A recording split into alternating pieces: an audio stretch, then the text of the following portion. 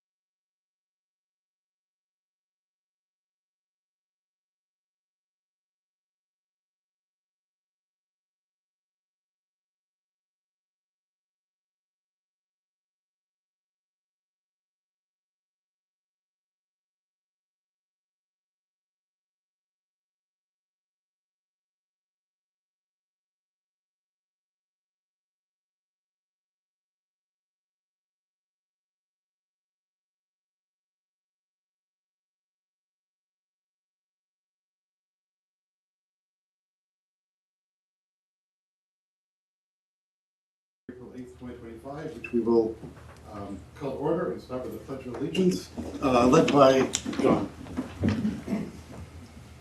I pledge allegiance to the flag of the United States of America, to the republic which stands one nation under God, indivisible, with liberty and justice for all.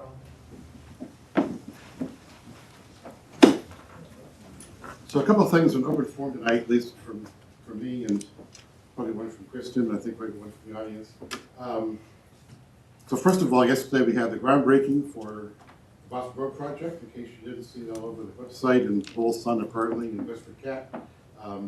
So that project is now more than just trees being covered. We're actually going to start working out there. So good news is it's underway. Bad news is it's underway. But it will be done someday. 2 years. Also, I wanted to acknowledge the last Thursday, if you live around the Depot Plain part of town, you lost power for several hours, and you probably wondered why. We had a mass casualty incident. We had a van with 7 special needs adults go to a telephone pole, take out the pole, drop the wires and the transformer onto the van. So really want to thank police, who were probably first to the scene dealing with that. The fire department as well. I think Captain LaFave was the one that called the mass casualty. 8 ambulances, Acton, Carlisle, Littleton, Groton, Tingsboro, 2 of ours, and then we had Trinity as well. So thank you to all those towns that came in. And even if how stretched out we are, our mutual aid coverage came from Ayr, Chelmsford, and Manchester, New Hampshire. Sorry, Nashville, New Hampshire. That's how far out we had to go to get more trucks in here to cover our own stations. So thanks dispatch for making all that work, and thanks to Highway for blocking off roads and detours. It's amazing how fast they can slip a detour. So let's make sure we thank all of our recording in progress. All of our public works people for doing that. And I think we've got. Yeah, and just to add to Scott, we also had an accident earlier in the day where another vehicle went into a telephone pole where there was loss of power as well. So National Grid was in town for both items, and then that evening there was an accident on Carlisle Road with 2 ambulances involved from the town of Westford. So it was quite a day for our public safety and DPW, and we really appreciate all of the work that they did, and hope everyone is healing and recovering from those incidents. So please drive carefully. Yes. A bit of good news, I'd just like to thank the Select Board, the Finance Committee, and our town staff. We have again received a AAA bond rating by S&P, which is the highest rating possible for a municipality. We went in for a bond rating in advance of the borrowing for the library project, the Oak Hill Plain Road and Moore Road advancement and the Blanchard Middle School project. So again, thank you to the teams who put that together. We're really proud of that bond rating and put out some press on that earlier today.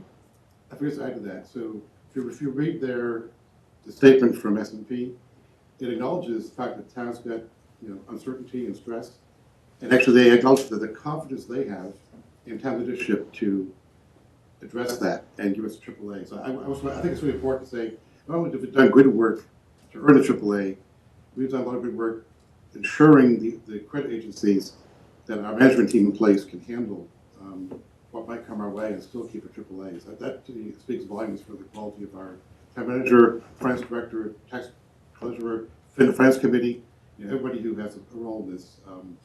Thank you, because that saves all taxpayers serious money when it comes time for bonds. Scott, Vicky Gary, who's online, would like to speak. So. Yes, my figure was next. Yes. Okay. So, if you could promote Vicky, please. Yes, I just did. Good evening. Hi, Vicky Geary, 51 Carlisle Road. I'm speaking tonight on behalf of the League of Women Voters of Westford to bring forth 2 items to the Select Board and the public. First, the League wanted to draw your attention to an email we sent to the Select Board that is in your packet on page 197.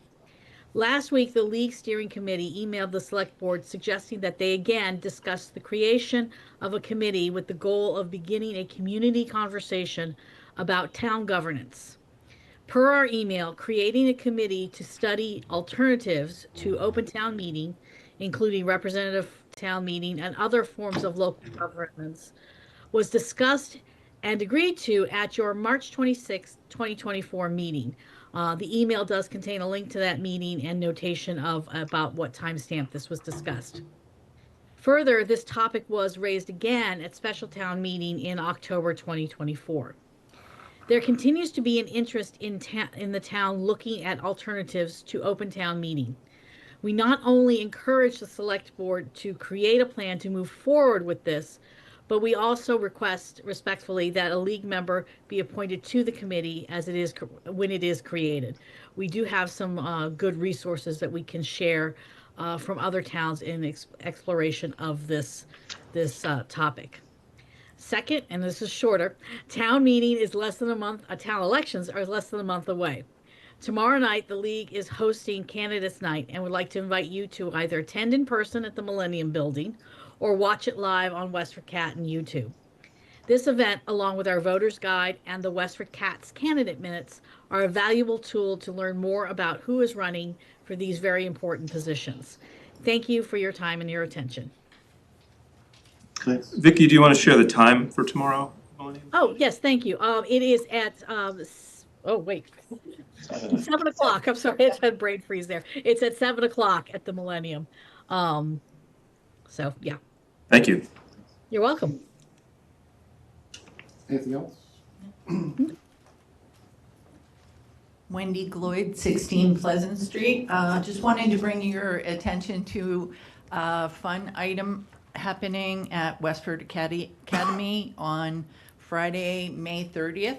It's going to be salsa night. It is being sponsored by the Black and Latinx Club of Westford Academy. I'm going to be helping them with getting sponsorship. They have sponsorship packages that they're going to have available to companies or people in the area willing to help fund this event. And it's described as instructor-led salsa dancing, live music, and food. All are welcome. No dance experience required. So Is the salsa also the food? I'm not sure about that yet. We haven't. I don't know the menu, but that it likely could be. Thank you. Anybody else? Okay, that being the case, on to our consent agenda. Request to approve the following: a street and road closure for Memorial Day Parade. Applicant is Veteran Services Officer Terry Stater. Date will be Sunday, May 25th, 2025, from 9 to 11:30. They'll have various roads closed in the various villages: Forge Village, Graniteville, and Nabnasset. Secondly, there's a town common request for Mental Health Awareness Month flags. Applicant is Nicole Laviolette, our Community Wellness Coordinator. Those would be on the common from May 1st through May 9th of 2025. And a flag raising for LGBTQ+ Pride Month ceremony. Applicant is Westford LGBTQ+ Allies and Friends. Wendy's here tonight. That'll be on Saturday, June 21st from 10 to 11. And then we have a request for, two requests for a special license. One is the Pan Mass Challenge fundraiser. Applicant is Eileen Drummond. April 17th, 2025 is the date at the Millworks at 22 Town Farm Road from 4 to 10 p.m. And also a request from Linda Sullivan for the Broken Bush Community Center 50th Anniversary Gala on Saturday, September 20th, 2025 at the Broken Bush Community Center, 65 Main Street from 6 to 10 p.m. Is a motion to approve subject to public safety comments? So moved. Second. All in favor? Aye. Sorry, any comments from the public? I should have, sorry. Next, we have a request to approve a Mass General License, Chapter 140, Section 183, Entertainment License for Fushi Restaurant, LLC, doing business as Fushi Asian Cuisine, located at 355 Littleton Road. Is anyone here to speak to that tonight? Is the paperwork in order, Patty? Well, I have to tell you, I've not done the entertainment licenses. They go, that's the one thing I've not done. However, I looked at it, I think it's fine. The only one I remember from a long time ago was the British Beer Company. I think it's all good. I reviewed it as well. It appears to be in order. So absent anybody here to advertise for their business, is there a motion to approve the request? So moved. Second. All in favor? Aye. Request to approve mental health awareness month proclamation, which I believe are in our packets. Request from Nicole Laviolette, Chair of our Community Behavioral Mental Health Committee. Everyone is here to speak to that tonight. She's online. She's online. I will promote her to panelist.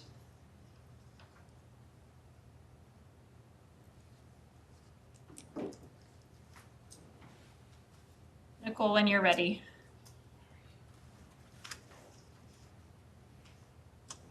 Hello, good evening. Hello.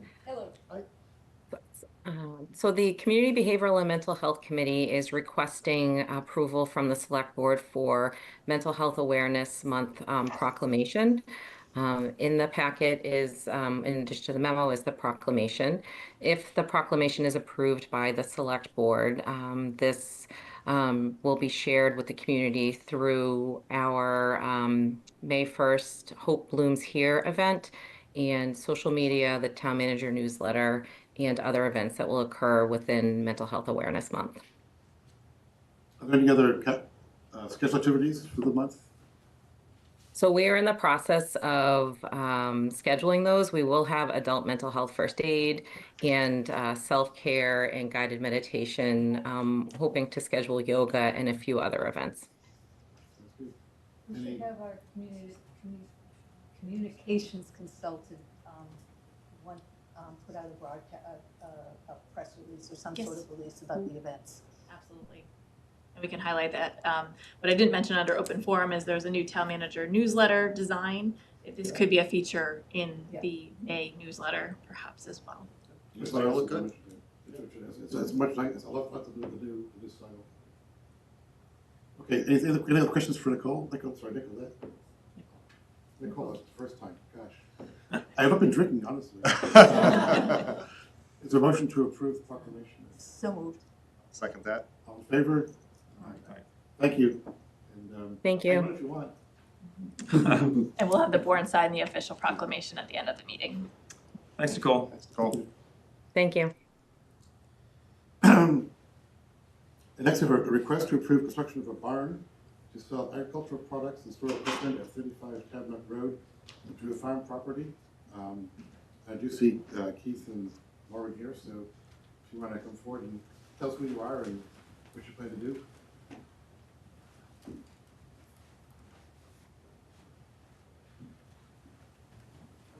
Yeah. Please.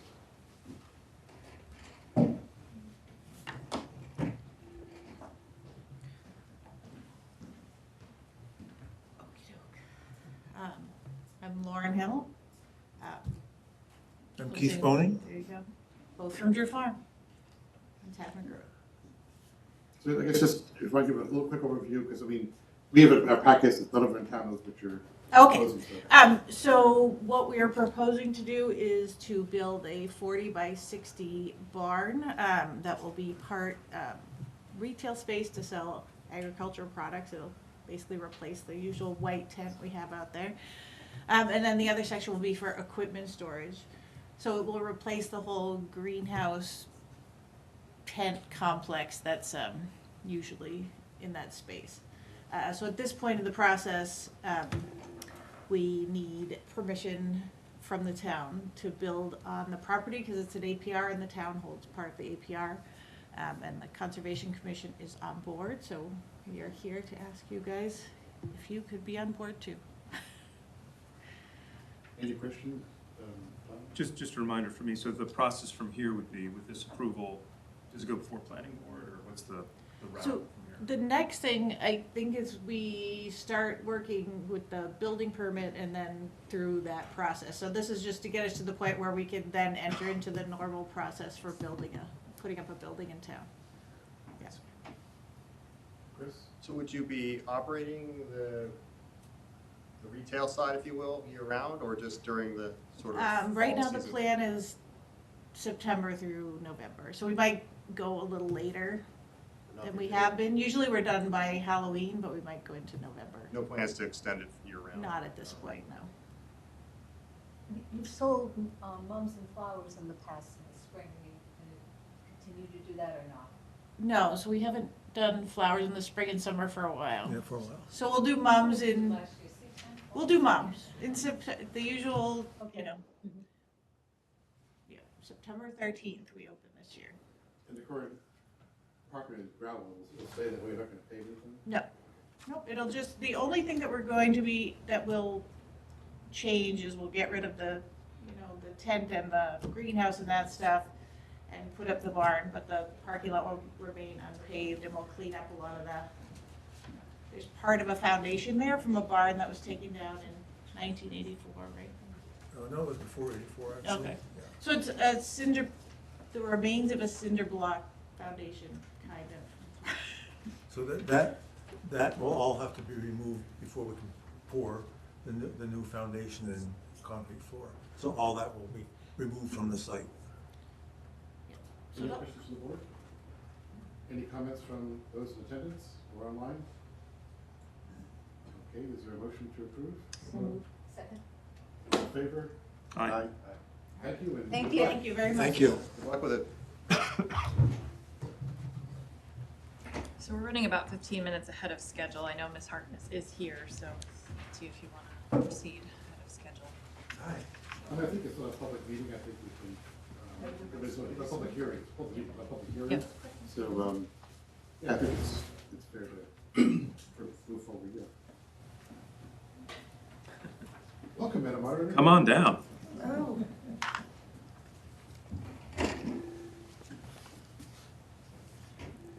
So, yeah, just a review of what I think went very well in our annual town meeting. There were a couple of things I just wanted to bring to your attention. First of all, the estimate for voters attending that was done by the town was pretty much right on the money. We estimated 500, we had 511. I don't think we can get any better than that. That's not to say it won't be as accurate, it'll be as accurate next time, but it was very accurate, which helped.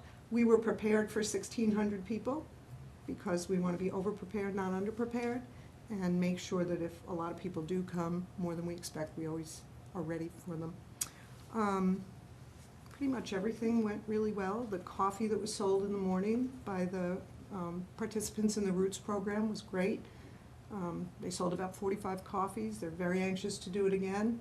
I'd be very happy to have them do it again. It really went well. Lunch went very well. Another area where the estimate was right on the money. We estimated, I think, 140, is that right, Kristen? 140 lunches, and we had 15 left over. So again, it couldn't have been much closer than that. The staff, according to the staff, they were well manned and had planned everything to go really well, and it did. Check-in was quick, the way it has been for the last few meetings. Lori does a great job with that. I don't think we could do better. The people who were outside handing out flyers and advocating for their positions, no, there were no issues out there. According to the police, everything went very smoothly out there. Everybody was gone in the building and in the meeting by 8:55. So by 9 o'clock, the whole outside was empty. There were 11 kids who took advantage of the free childcare, and, well, not the kids, their parents took advantage of the free childcare, and several people who took advantage of free transportation, primarily to go back and forth to the Robinson. Although there were enough spaces in the WA parking lot, people still elected to go to Robinson and took the transportation that we provided back and forth. I had a couple of people, several people, thank you for the improvements to the Wi-Fi. That's a big hit. Everybody's very happy that we were finally able to do that. and they're making use of it, definitely. So that's great. We could still work on a few things. The screens that were midway were not as visible as they might have been, I think because they were very low. So next time we'll work with CAT to try and raise them a little bit so people can see them better. I had a couple of complaints about the postcard that went out announcing the meeting ahead of time. It was so small that it was very, very difficult for people to read. So maybe look into something that would increase the size of the font on that so people can read it. There's really not much sense sending it out if people can't read it. People continue to ask about being able to vote at town meeting without being in attendance. So, it's worth saying again, state law requires people to be in attendance at town meeting in order to participate and vote. There's nothing that we can do about that on an immediate basis. But I think it would make sense maybe on the town meeting page and also on the town moderator's page to put something in there clearly stating that so that we can refer people to it when they ask the question, telling people that there are only two ways of doing that. We have to either change state law or change our form of government, neither of which can happen before the next town meeting, whenever that is. I think that's about it.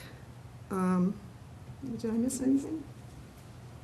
I think just on our end, from the town manager's perspective, we're working on getting the resolution for Boston Road into the state as they require.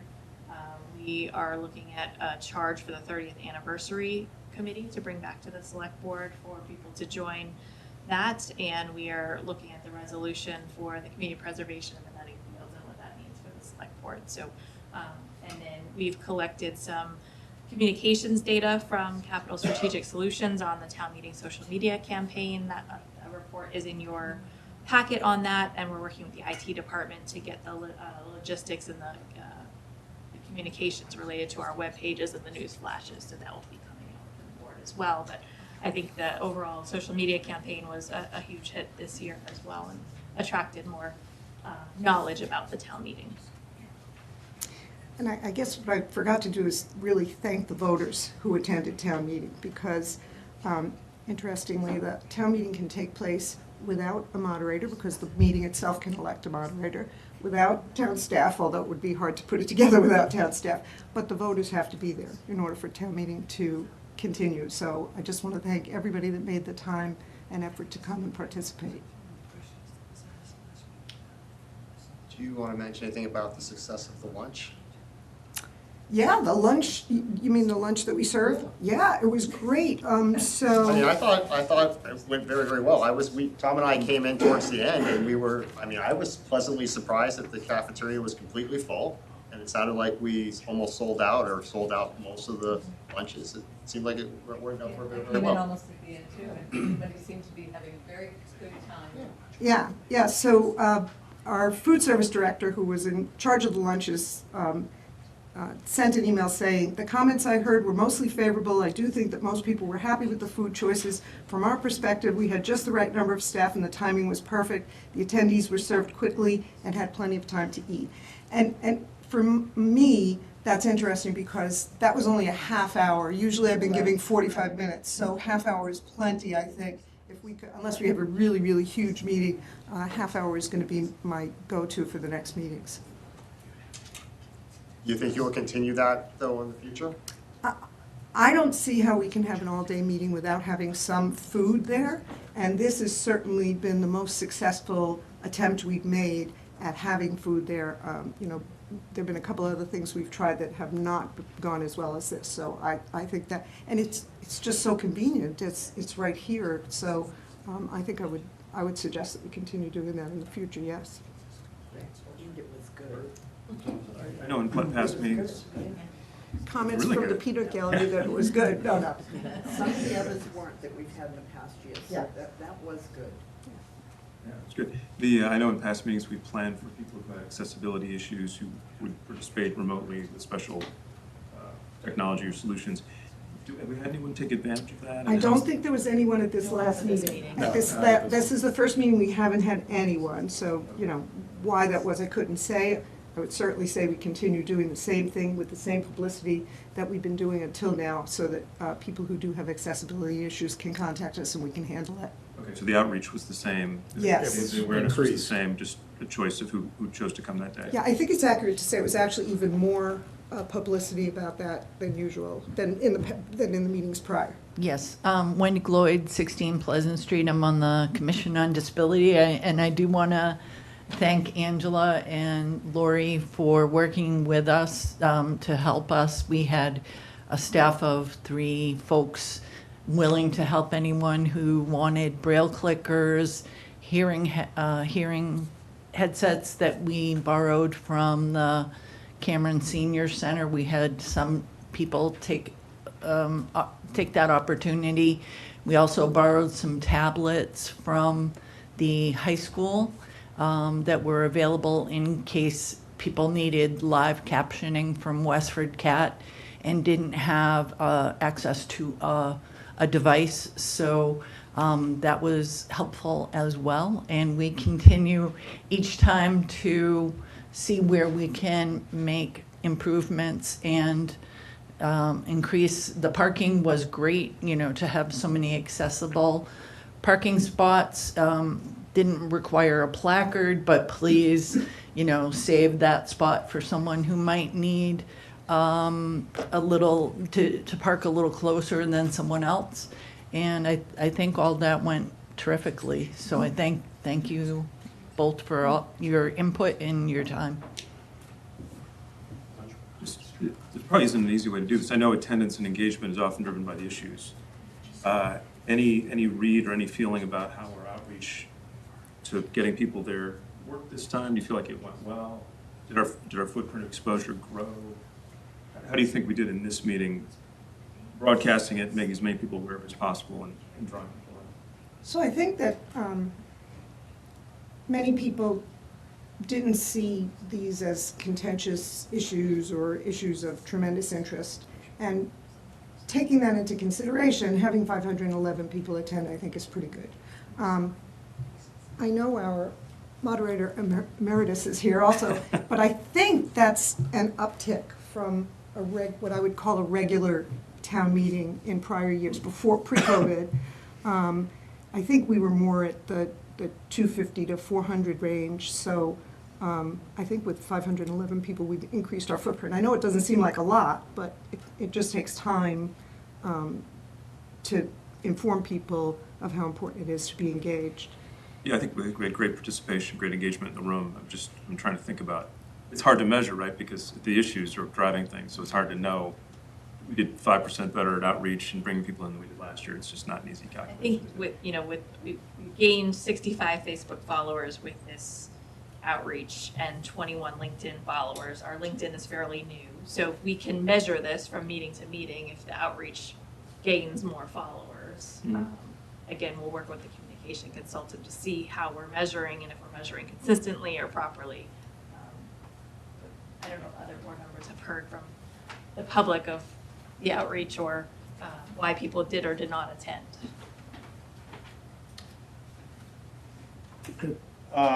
Just thought, have we ever considered maybe some sort of exit polling to maybe ask the people that attended why they attended? We have not considered that. That's a good suggestion. Maybe we could run that by our communications and see what they think. The other question, you did mention some of the metrics. And what I saw, and I'm not a social media person by any means, but I did see some very high quality posts done by that group, so I thought that was positive.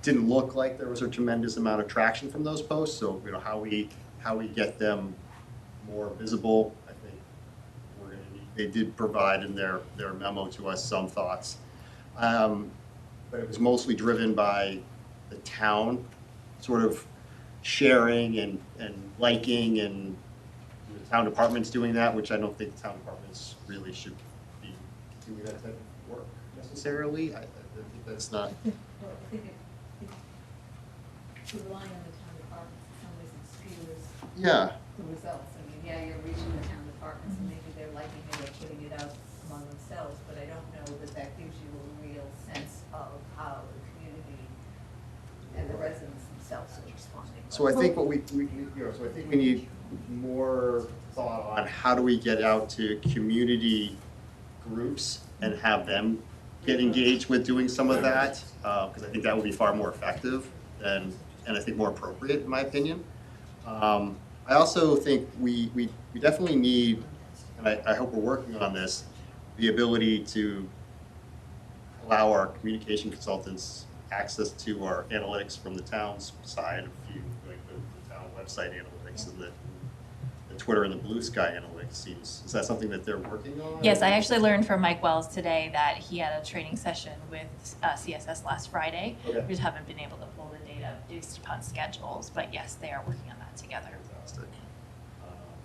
So I think that's, I mean, certainly new to me that we had a Blue Sky account. I had no idea. So fantastic.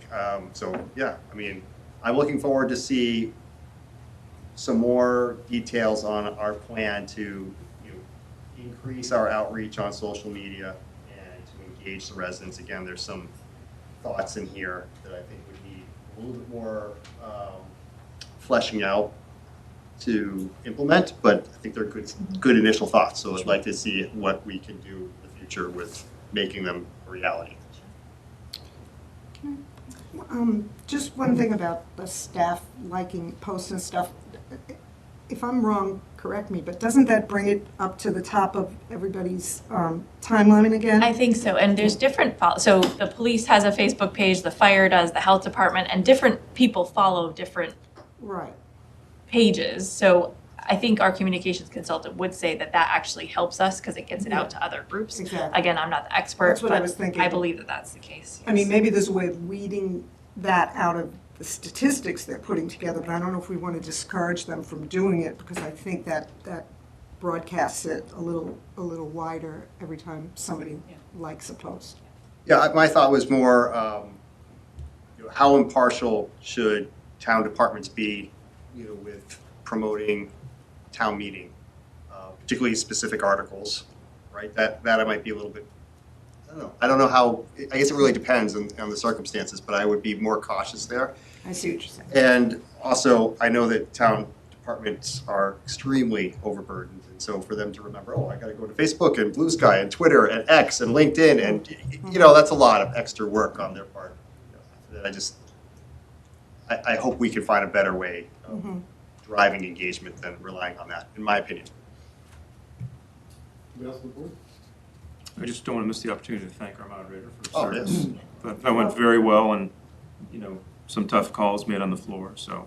Thank Well you done. to the board and the staff and everybody that makes it happen, because that makes it much easier for me to focus on the things that I have to take responsibility for. Thank you myself. I'd also like to hear you tried to compress more things into the consent agenda to give more time to debate the controversial items. I didn't always work this year. We actually had to opt out, but you tried. And town staff was, always prepared. As select board members, it's great to see that they know the stuff, they present well. And so again, thanks to all of our staff for being ready with questions that can't always forecast. Yeah. If that's it. Okay, well, So I would just suggest that we come up with a date for October town meeting as soon as we can, so that we can start putting that on people's calendars. Believe it or not, people have already asked me when annual town meeting is next year, so. I love it so much. Well, I can't answer that because that's done by bylaw. We can't do that with October, so we probably want to do that. The third Monday is October 20th, so that's been traditional, but I think once we get the new board in place, we'll put that on the agenda Sounds good. and make that a priority. Okay, thank you. Thanks, thank Angela. you very much.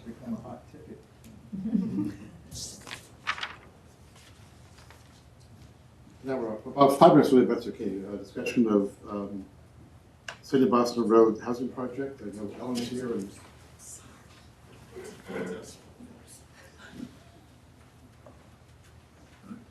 you got some part of your board as well, so welcome, Brian.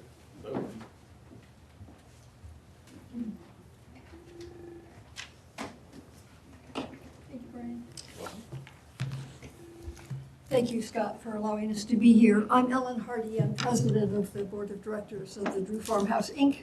I'm Brian Alcorn, attorney for Drew Farmhouse, Inc. We also have one of our board members, Cheryl Major, is here, and Jan Smith is on her way. 2 weeks ago, at your March 25th meeting during correspondence, there was reference made to correspondence that was in your packet, and both John and Chris Barrett asked questions. I'm sorry I wasn't here. I got word that that was on the agenda too late, but I did watch the WestfordCAT about it.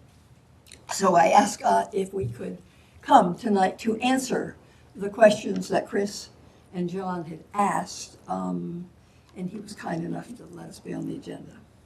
So there were two. The first question that Chris asked was just, what is the situation with the Drew Farmhouse? And Kristen, as town manager, said, and I quote, that your office was, quote, getting some phone calls and emails from prospective tenants that they are not receiving proper information regarding their prospective tenancy at that location, meaning 70 Boston Road. I'd just like you to know that there were 13 applicants in the lottery. Only 3 of those were ultimately approved by Chelmsford Housing Authority. The others dropped out or were not had their files approved by Chelmsford Housing, not by us. And all 3 of those applicants have signed leases to live at 70 Boston Road. We have not rejected one applicant, and I want that to be made very clear. We have 4 actually signed rental agreements. All of those people have been vetted and approved by our then monitoring agent, Chelmsford Housing. So we have followed absolutely every single rule that we have been asked to follow. All 4 of the applicants fall into the affordable category. In fact, all 4 are Section 8. So we are dealing with 4 housing authorities, and we have done that well. And I just want this board to know that. All of them have a March 1st occupancy date. You may notice it's April 8th, and there is no one living there. So that brings us to another comment that was made when Kristen answered Chris's question last week. She said there had been, quote, issues relative to fire and relative to occupancy, and that's absolutely true. Not in the farmhouse. The farmhouse is in complete compliance. We are ready to have people move in. But there was a misunderstanding between our board and the Westford Fire Department when they told us what condition the habitat project in our barn had to be at before our 5 tenants could move in. And we found that out on February 4th, anticipating a March 1st move in. So we're working on that as fast as we can. The work is being done now in the barn the fire department asked us to do, and we hope we will have occupancy by May 1st for all 4 applicants. So that's where we are on that. And John said, quote, he had concerns with compliance. They were not elaborated. If you'd like to ask those questions now, John, we'd be glad to answer them in terms of anything that you think we are doing that's non-compliant. We see none. And maybe at this point, Brian, you'd like to talk about the monitoring Yes, agent? as far as the monitoring agent, there was the monitoring agreement between Chelmsford Housing Authority and the Drew Farmhouse, Inc. That has terminated. So the board is without a monitoring agent at this point. So we'd like to request that a new monitoring agent be appointed. It's something that we have to reserve time at the next meeting for someone to be officially appointed. But as of right now, there is not a monitoring agent. Are you putting forth, and I'm not saying that you have to, but are you putting forth any suggestions for a monitoring agent? I was not sure whether we could. We can certainly send. We have signed a contract with a housing consultant who is in this field, and that is the person that we had anticipated, and Brian can tell you about the conversations he's had with the town about whether we were able to do that or not. I saw that, sort of one-page agreement. And Yeah, that's it. What I wasn't clear about actually is was it just a consulting agreement sort of to help you folks along, sort of stay in compliance, do the right thing, make sure all your docs and ducks are in order? Or was this a person who actually you were putting forth to be a monitoring agent, which I see as a sort of bigger role for that person? And so, didn't understand it. Yeah, certainly Yeah. if Elizabeth Rust, who was the consultant, if she can do it, I would suggest that she is the monitoring agent. She's already, consulting on this. Yeah. I have not spoken to her directly about that yet. She was on vacation for like a month and just came back, so I have not asked her the details of that. I guess my question was, so the state defines marketing agent, correct? I guess, is she does the state recognize her as a marketing agent or not? Because if so, it's worth considering. If not, Yeah. we need to have a plan B. Okay, we can find that out. Yep, absolutely. She is the executive director of a housing agency that provides monitoring services to, I believe, 8 towns: Acton, Lincoln, Bedford. I don't know them all. But we have hired her in a private consultancy basis. She is a private consultant as well as.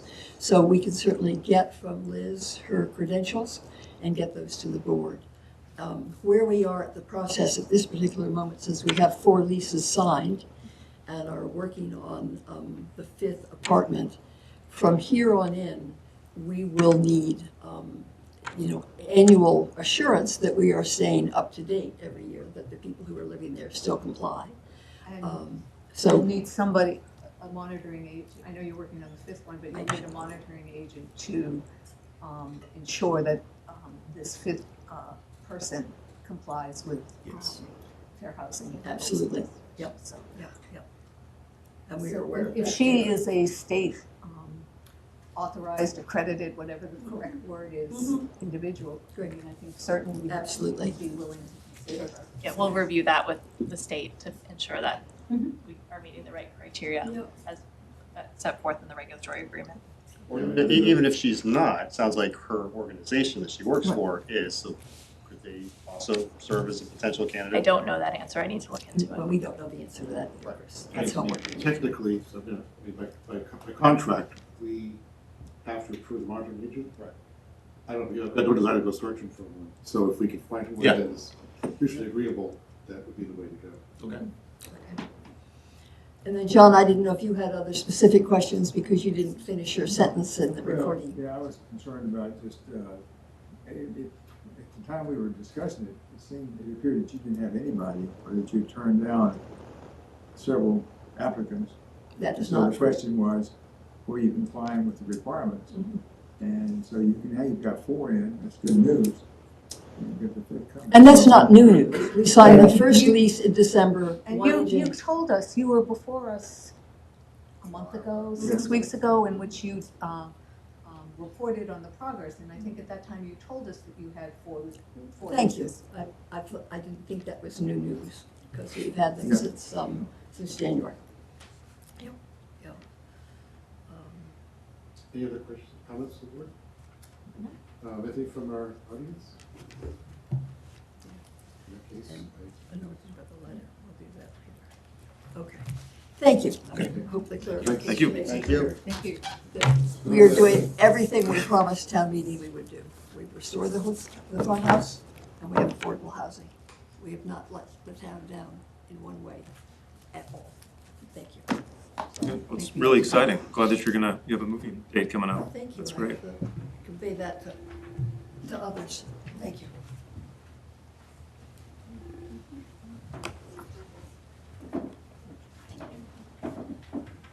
Next, we have an update on 12 North Main Street. So we've got Westford Jeff and Joe, and I think presumably that is Novus Jeff that's joining us.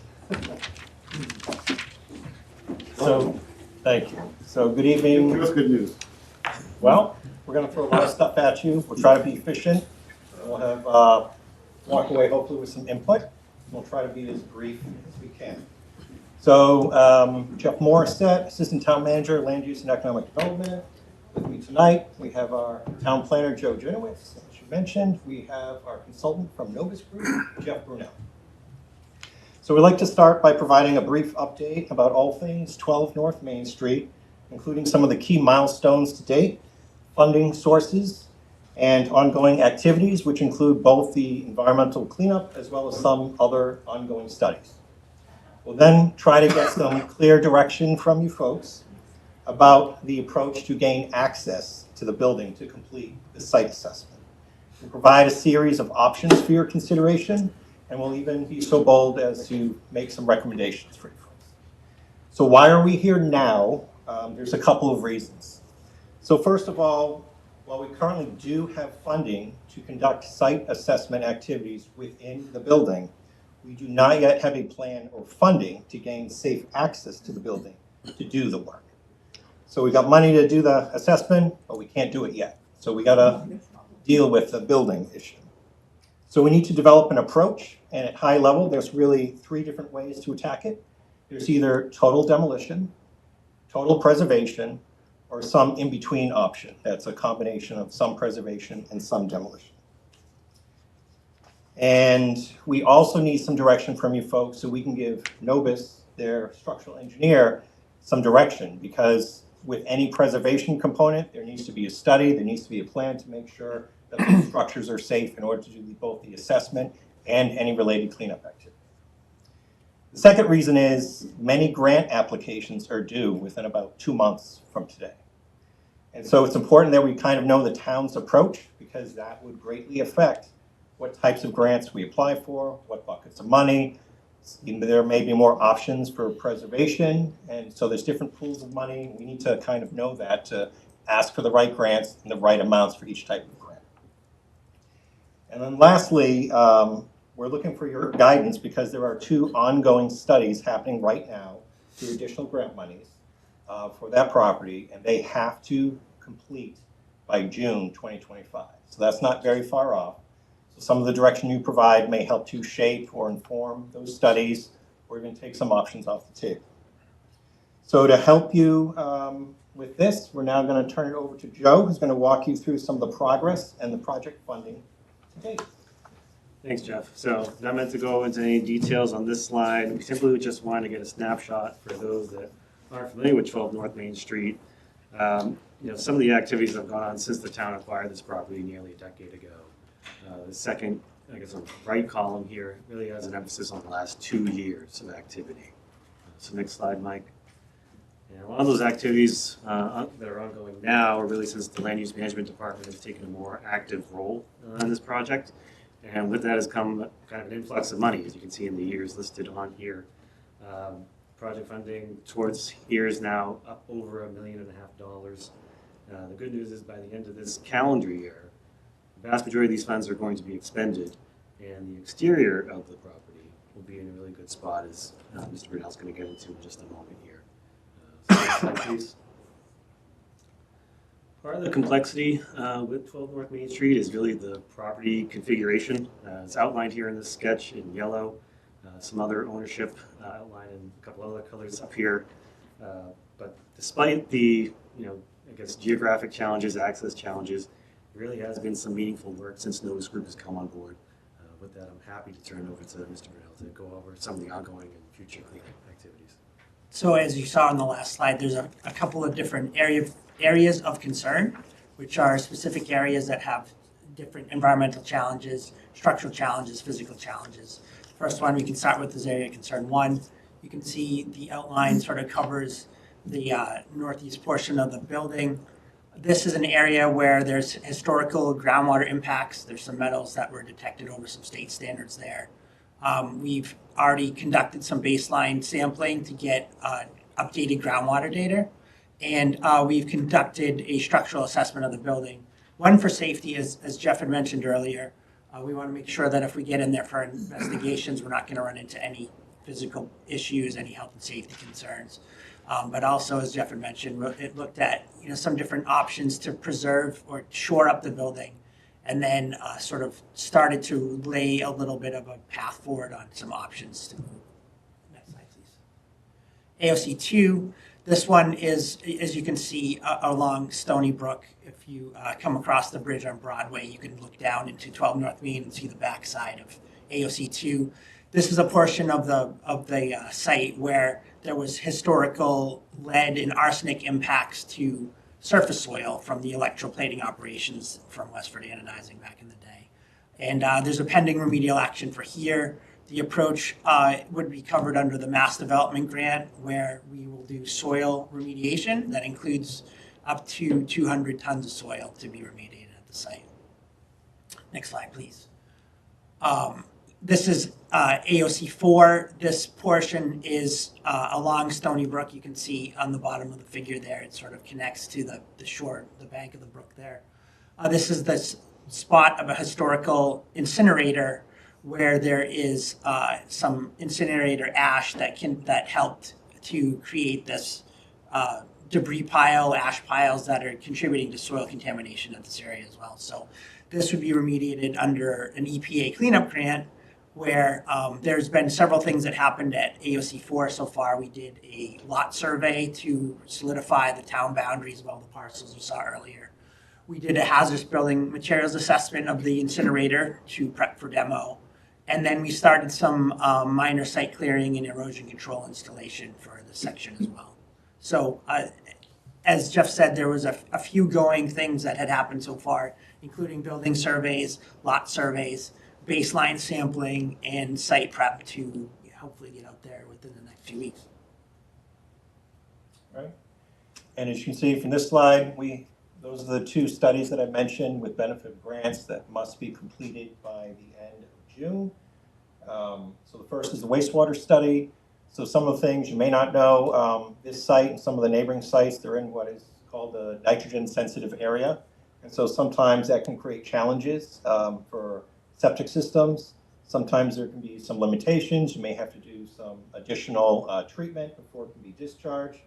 And so that can have an impact both on the design flow, the amount of flow that you can have going to the leaching area, and it could impose a limit on the range or types of uses that can happen out there. So the wastewater consultant is looking at both on-site options. They're also looking at some off-site options for consideration, whether municipally owned or privately owned parcels, because once you step off our site, you kind of jump quickly into an area that's not nitrogen sensitive, and so there's fewer restrictions. So they're looking at a whole range of options there. And the second study is a market analysis, and so what that is with RKG in partnership with Gamble Associates. I forgot to mention the wastewater consultant is Lombardo Associates. So the goal of the market study is to basically take a look at what kinds of uses, whether it's one use or multiple uses, make sense that could be economically viable for that specific site in that location. And that doesn't mean to say whatever they come up with is what should happen there. We're just going with the approach that, look, you have all this information from the 12 North Main Street Task Force. We have Novus Group doing all this great environmental work. We think you should have benefit of market analysis and the wastewater. And you take all that information, and we think you can make a more informed decision about what the future of that site could be. So, Okay. Sure. So the Stony Brook School, we assessed and added a housing project into that system. Mm-hmm. We have day school or Blanchard School, and we're now looking at putting town farm into that system. Is there capacity in either place for this project? So that is one of the things that the consultant is looking at. They've gathered input to the flows. They're aware of the 35 town farm issue. And again, they're looking at it from a technical aspect. So they're going to say, this is the relative cost if you were to provide, septic and bring it to that system or connect there. It's a separate policy question whether or not that's a good idea. And then it may come down to what other kinds of uses are going to happen at 12 North Main. And does it make sense for whatever you're going to get for flow there? Maybe it is or is not necessarily a good idea to put it at either of those locations. So they're not saying whether it's right or wrong. They're just going to look at, is it feasible and what is the relative cost for those situations. Yep. And that brings us now to some options that we talked about for the building itself. And we say the building, but it really has multiple components that Joe's going to go into later. So first, demolition in general, it's the simplest, it's the quickest option for consideration, and while it is not cheap, it is the cheapest of the options. However, depending on cost or the level of contamination. Again, we don't have benefit of that assessment for in the building. It may be possible, and with some demolished materials, to retain or incorporate them into some future use at the site. I will also note it is possible, even if portions are demolished, you could certainly require through a process that impose some architectural standards, even for new construction, that mimic the historic character of that property. Preservation, like I mentioned, is really the most complicated, time-consuming, expensive, but it does potentially have some added buckets of money that you could go for. So there could be some grants that are historic related. So while it is usually more costly, you may sometimes have more options to seek grants for that. Things like CPA monies could be eligible for preservation, historic grants, some tax credits. But all those things, you need to have, like I mentioned, an assessment, a structural assessment, and a plan to make sure that that works with the ongoing activities. The other thing to think about is if you're intending to preserve portions of the building that aren't really, so you have a building that doesn't have a roof, it may not be the best use of monies to support portions of buildings that at the end of the project, short term, they're still not going to be protected, so it may not be the best use of monies to do that. It's far more costly to try to preserve structurally those elements, especially if they're not, it doesn't give you a permanent building at that point. And then lastly, with the combination of demolition and preservation, it could represent a more balanced approach. You could look at some of the most historically significant portions of the building that are also in some of the best structurally sound shapes, make a decision to try to preserve that which makes the most sense. And then you could, maybe say a thank you and goodbye to some other portions that are just, that may not be financially worth saving, that may not have the same historical interest. So that's something that we're going to look for you folks to get some guidance on starting tonight. And to help you go over this complicated portion, I am going to turn it back to Joe, who's going to go through, as I mentioned, there's like 6 main components to the building. That's really not a building. To just point, we kind of broke it down into 6 components for you to start to consider what you may think is a priority to preserve, if anything. So we'll kind of get into each one by one. So next slide, please, Mike. So this section here, we kind of called the main mill. If there were a portion of the structure to be demolished, this would likely be one of the top candidates. Currently lacking a roof. It's in some of the poorest condition compared to other components. And removing this portion of the structure could help to solve kind of 2 ongoing issues. One that's been mentioned, getting access to the interior of the structure in order to do that assessment of the interior of the structure. Could additionally open up some access to that back portion of the property right near the brook. Additionally, in terms of looking at an on-site wastewater treatment system, it does open up some more area for consideration. So more area, potentially some more capacity on site. So next slide, please. So here, along with the other components, we just have some more like current pictures in case you haven't been up, by the property as of late, just for your consideration. So next slide, please. Now the bell tower, certainly kind of on the opposite end of the spectrum, I guess, in terms of you were thinking of what would be kind of towards the higher priority of preservation. This would certainly be worthwhile. It is in better condition compared to other components, and there really are, several redevelopment options that could really tie this nicely into it. That really pays homage to the history of this site and the history of Graniteville as a whole. So next slide, please.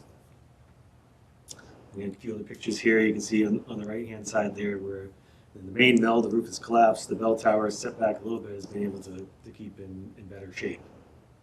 So next slide, please. Here we're calling the north addition. It's certainly one of the more visible portions of the building, especially when you're on North Main Street. It gives a sense of the scale of the structure out here. It holds that street edge on North Main. Certainly think it's worth considering some sort of preservation element out here. There could be some details from the forthcoming market analysis that could really help inform what to do with this portion of the building. So next slide, please. A few more photos here. Again, really see how it really ties that North Main Street edge there. So next slide. What we have here is the machine shop. Again, kind of one of the more poorer condition of components. Partial roof collapse. Backside here, less visible when you're out there. And then it gets a little complicated as you get along the Broadway Street side of this structure. The closer you get towards the dam, the more likely it is that the wall and dam could be integrated with one another. So at least in the short term, what could be for consideration is at least preserving that wall that's along Broadway Street while some investigation is done to see what's going on between the wall and the dam. So next slide, please. So in these couple pictures here, again, the third one from the left, you can see that proximity to Broadway Street, and you can visualize how it gets closer and closer to the dam. And where with this component and the next one that we'll talk about, we're calling the south wing, in the second picture from the left, you can see evidence of some settlement and the cracking that's going on along here. So next slide, please. So again, the south wing, this is one of the more, I guess, historically significant portions of the building. There's elements within the basement that could show, some history to the dam here. This one is a little bit better condition compared to other components of the building. So weighing those factors in, this may lean more towards the preservation side of the spectrum. So next slide, please. Okay, you're out there. When you're out there, you can just hear the water flow, and you can see the proximity of this portion here, right with the dam. Next slide, please. Last but not least, this kind of standalone smokestack. Standalone structure, it's visually interesting. From a practical perspective, could create more of a liability to the town the longer it's out there, even though there has been some shoring that's been done to the top. You can see it called out in the bottom left corner there. They're not antennas, it's just shoring on the smokestack. So practically speaking, it may make more sense to consider removing this from the site. So next slide, please. So in a way, that kind of leaves you with this sketch, this visual here. This, subject to change based on what we hear once we get the wastewater analysis, mark analysis, dam investigation. But this seems to be practical, realistic path forward to see some viable redevelopment out here. Green identified in areas lean toward preservation, red potentially towards demolition, yellow, more investigation to be done. With that, I'll turn it over to Jeff to wrap it up and start to get your perspectives. So, in short, it's complicated. There's a lot of chicken and egg situations here. How you approach it could affect the uses, could affect the need for septic. The septic could affect the uses. We don't know which buckets of grants that we apply for we might be more successful with or not. But for tonight, we're really trying to get two things out of you. One is high level. Is there one of the three approaches that you're more open to? Are you firm mind, take it all down, save every brick, preserve everything, or something in between, a combination? If we could start with that, that would be awesome. Just two thoughts. One is, I don't know, Dave, do you have any opinion from a historic perspective that you wanted to render? Yeah, please. Well, first of all, that's a really well-done oversight of the building. Thank you. We've been working on this for probably 15 years, as you know. So it's gone through a lot of desks. And one thing I would just hope is that we exercise a little patience, which we are doing, but 15 years, I think. The reason I say that constitutes patience. Yeah, it does. The reason I say that is because when new people come in, they just kind of want to resolve it. But there's been a lot of input already into this project. I agree with the assessment that part of, if you could go back a couple slides to the yellow, red, green. The red part that's to the west there, or no, is that to the east, is definitely a candidate to come down. John Mangiarotti asked the Historic Commission to give some feedback on a partial demolition, and we had drawn a line from the tower perpendicular to the red, so only taking half of the red down. Because the one thing that's not being discussed is the National Register eligibility, which then could qualify for mass preservation fund, which we did for the museum 12 years ago. So the repeating windows of the larger unit is something to consider. The other way to look at it would be materials. So rather than just use the word red demolish for a RFQ, we could say the highest number coming back from respondents would be given to reuse of the material. So if we had partially of that red line removed, especially because it's going to enable access to the building, it's kind of, I agree with that removal, but the repeating window may elevate the qualifications for National Register eligibility. Also, the thing that wasn't mentioned, which you did a good job of actually putting in a black box, is the building on the green by the dam, which has working parts to a electrical mill converter in it, which is one of the highest points of National Register eligibility under one of the, I think it's criteria C, which gives a fine-tuned example of the conversion into electrical energy. So I think you're on the right track. Are there any questions that you wanted me to direct specifically? No, I just want to get your, Yeah. historic here. And, Yes, thank you. We want to inform ourselves. Chris? Yeah, I have a follow-up question. So if this was to be placed on the, I think, National Historic Register, what amount of grant would it be? The NPPF, usually the maximum I think you can get is $1 million. CPC obviously would play with that role as well. And then you have the cleanup fund, which we could still extend once we get inside that building. But in order to qualify, would we need to do a complete restoration? No, oh, no. No, the plan would Some be of to it. get a third party, which we've tried before, but it's too large for them. So that you're doing the right thing by shrinking the problem down a little bit, and then packaging it a little bit better. So I think by taking that lower part up to the tower down, getting access into there and shoring up those walls, you shrink the problem for a visionary to say, okay, now I start to see the end game here, because right now nobody can see the end game. It's too difficult with the cleanup. So I do think there would be people, companies, developers jumping in it, trying to do a green building conversion. But I do think it's supported by the Historic Commission to remove at least half of that red line as drawn. The only question would be, and it may be for you as well, would be that red line that the crane is holding up right now. And I don't know, is that building wall coming down as we speak, where that crane is holding up? Is that what that's doing? Yeah, that crane was just a snapshot. Doesn't it look like it's almost supporting a Practically, yeah. bent wall? It's not a crane, it's telling him. Good intentions. It's not there now.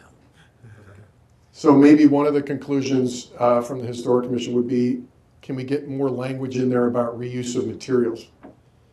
So I think we're on board with supporting this partial demolition process and giving A, B, C criteria, but also a little bit more language on, are we going to be able to reuse the stone, repeating window images, and then we can get into the nuts and bolts of the tower and what has the workings of the mill inside it in the basement still. Would you agree that the chimney can come down, and if so, are those bricks worth anything? I believe the chimney is a secondary addition to this. I think the stonework is earlier and the chimney came later, which supports, bringing it down. I wouldn't say it's the top 5 You know, I think one is the way you played it out was the bell tower, and number two is the mill dam workings, which maybe you didn't mention in the electrical side of things when the water's actually moving a mechanism. And then maybe a little bit more consideration for materials. So one of the things we see in our loss of history is scale and materials lost, which we don't talk a lot about. So the scale is going to get brought down, so we're going to lose that scale, that wow look, and then bringing in foreign materials, updated materials. That's two things that maybe we could add on to the topic. But you're on the right path for sure. Thanks. Yeah. For your first question, I'm sorry, this is a question for Jeff. For your first question, like tear it all down, save it all, or something in between, I think something in between can. Okay, that's helpful. If there's any, so you've got some short-term decisions, maybe you're getting to it, but if you need direction from us, I just want to make sure we're being efficient with you and that we're giving you the direct input on exactly what you need to make the decision between now and June 30. Yep, so part one, that gets to question two I have for you. Okay. So question one. Let me chime in. I'm in the same place where Tom is, which is, partial demolition, partial saving, preservation. I don't think we should tear the whole thing down. And clearly the whole thing is not worth preserving at this point in time. So that's where I come out.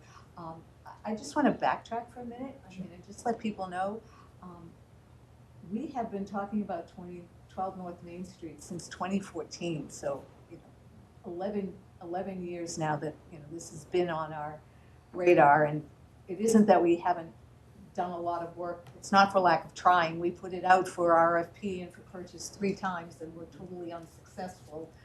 But what we have been successful with is that we've gotten over $1 million worth of grant money to clean up and to study this property. And I think that's a credit to our staff,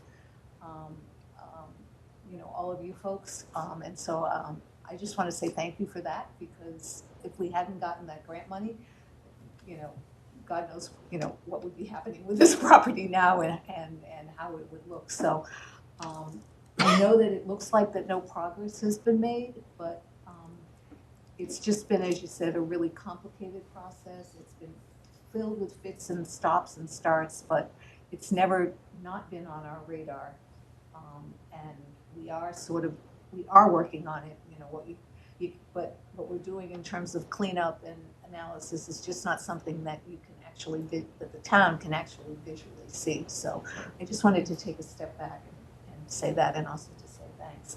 That being said, I do agree. I think, part of this needs to come down, but part of it needs to be preserved. And I would agree with what you're preserving, the bell tower for sure, the building next to the dam.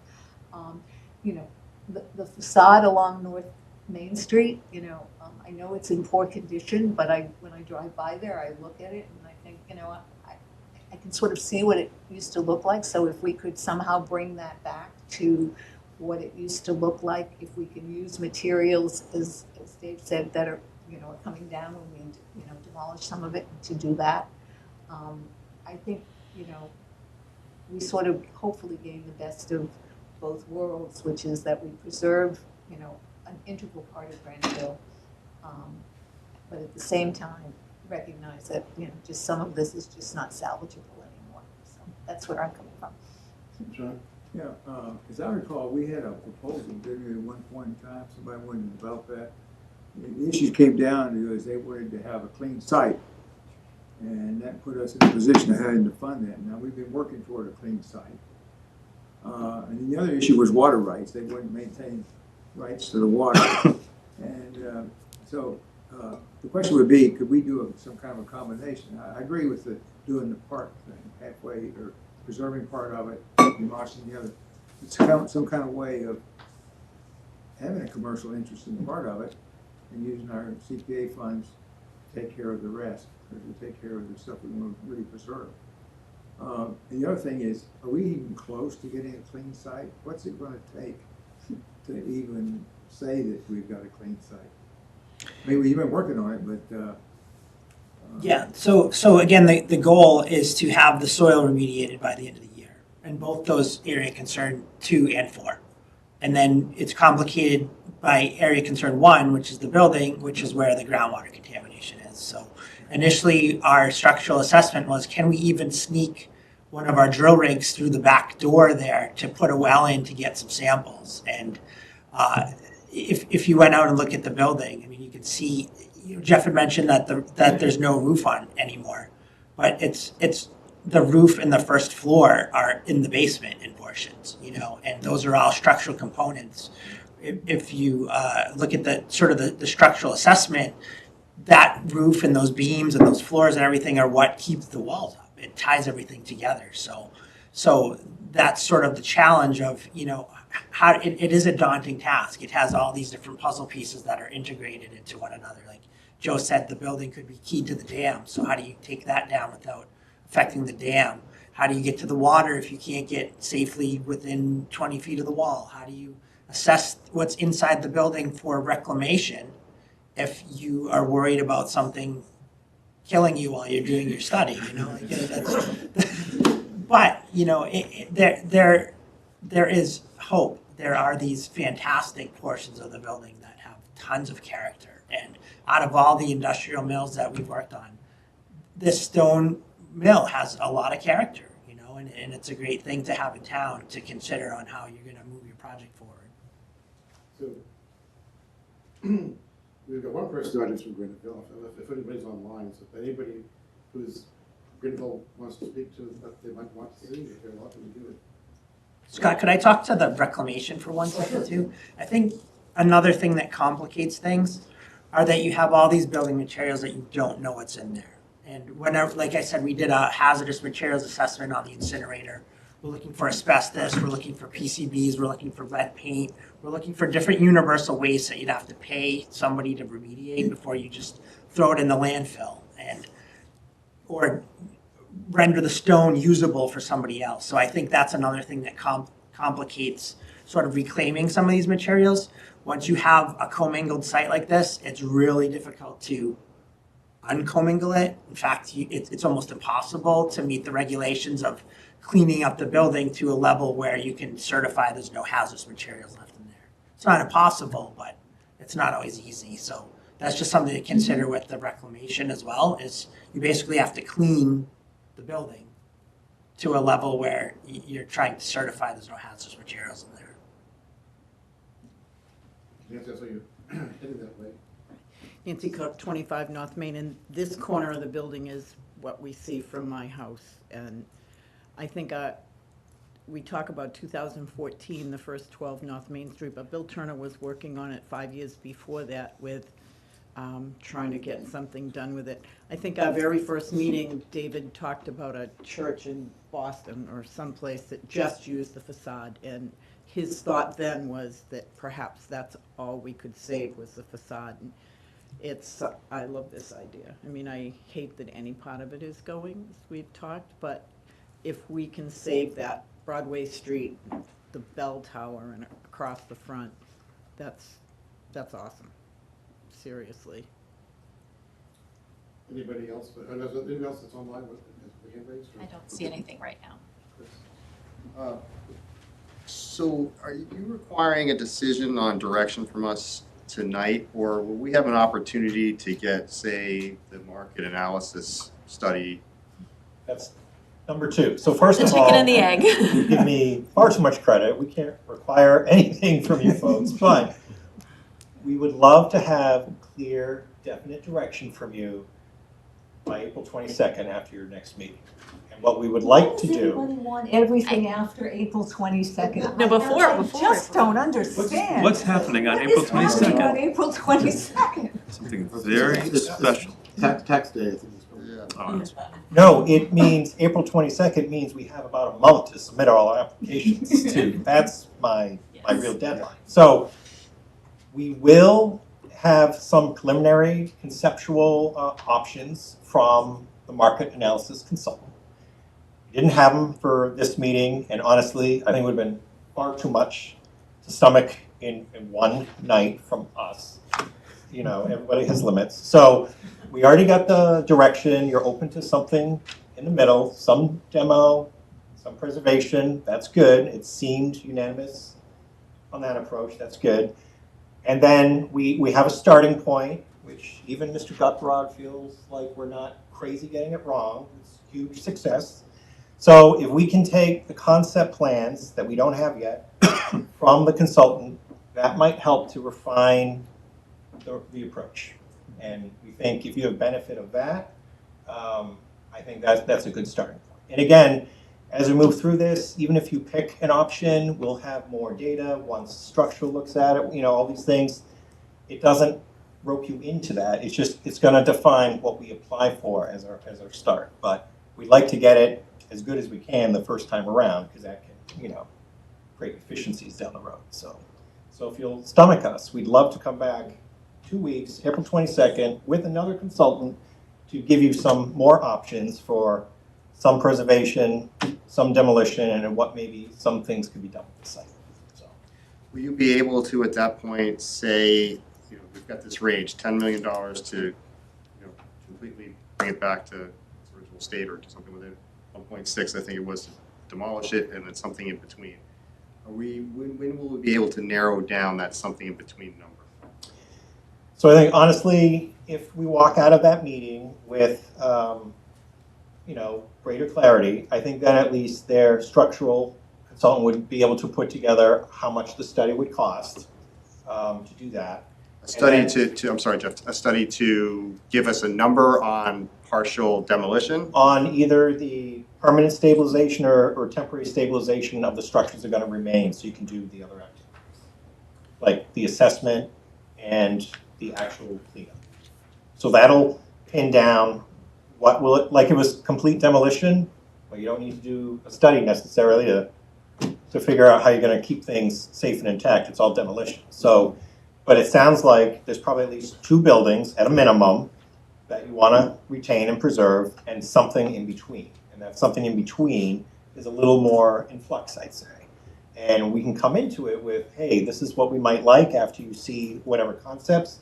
But at the end of the day, when the structural engineer goes out there and they look at it, you know, you might get hit with additional information that might help refine your choice, you know, based on real money, what will it take?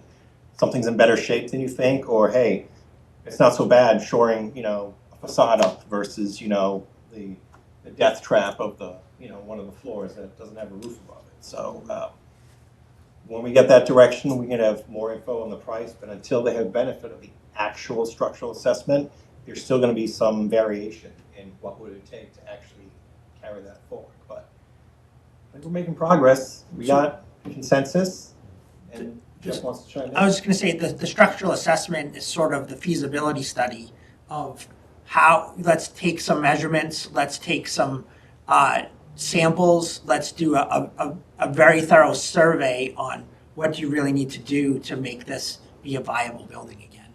And that's where that sort of drives the design after that on, well, now that we have that information on what's here, what needs to be fixed, what's the scale to fix it, then you can go forward with the design to develop the shoring and, you know, fixing the cracks or putting the mortar back in or you know, just figuring out how to move forward. And that's the cyclical reference that Jeff had mentioned earlier. Everybody wants to know what the other guy wants to do so they can direct their focus to that. You know, septic says, how many condos do you want to put in here or apartments? And then we can try to meet that. And the developer wants to say, well, what can the septic support to put that out there? And the structural wants to know which portions of the building do you want me to study to try to control the cost as much as we can and focus on that renovation or restoration or preservation.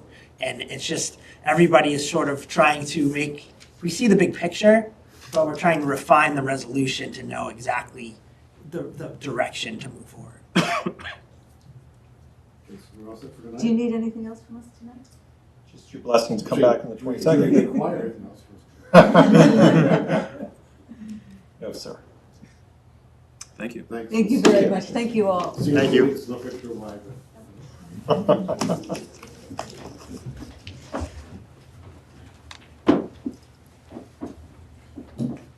Well, Jeff, we're still here. We have the request to install a marker into a Percy Circle property, parcel 01170009.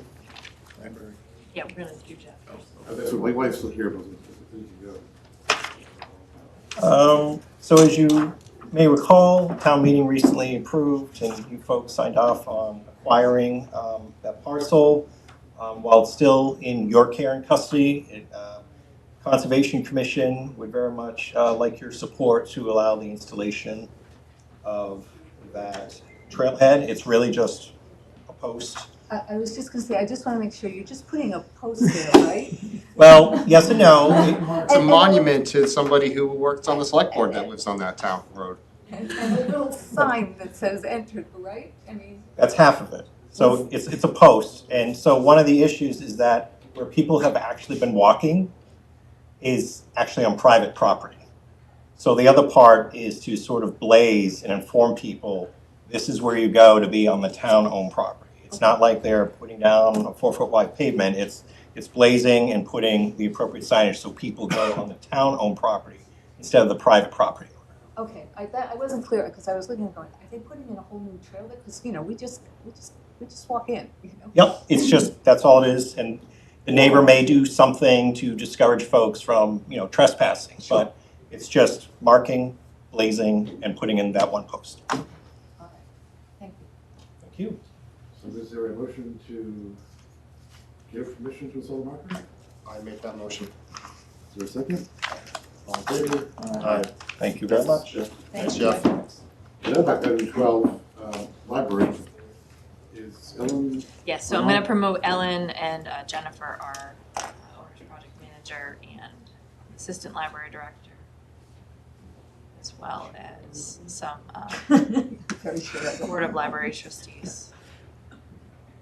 Like 25-foot statue. That's what I'm thinking. Classic dress like a toga. Yeah. Staring up at the horizon. The closest Statue of Liberty friends. style. Yeah, Courtesy Circle. Sorry, Not a bit. So, Just a have little, fun. little gallows humor here. So welcome to the meeting. I guess So this is my second of 3 meetings this week, so I'm looking forward to one and off and another meeting on Thursday. If you want to go through the list of things that we've discussed on Monday, pretty much. So I'm going to introduce Jennifer McCrory. She is from CHA Solutions and the town's owner project manager on this town project. And there are a number of things as we are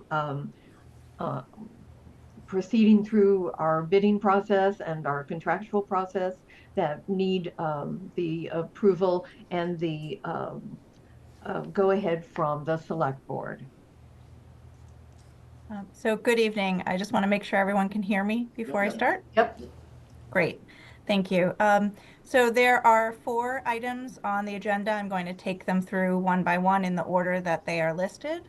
The first item is a request to approve our application for the Massachusetts Architectural Access Board Historic Entrance variance. And so the J.V. Fletcher Library Addition and Renovation Project is applying for a variance to allow for the continued use of the historic south entry as an entrance without being brought up to current accessibility standards. One of the requirements in the state variance application is a signed letter from the building owner, which is the town of Westford, that grants permission for the applicant, which is Feingold Alexander Architects, to apply for the variance.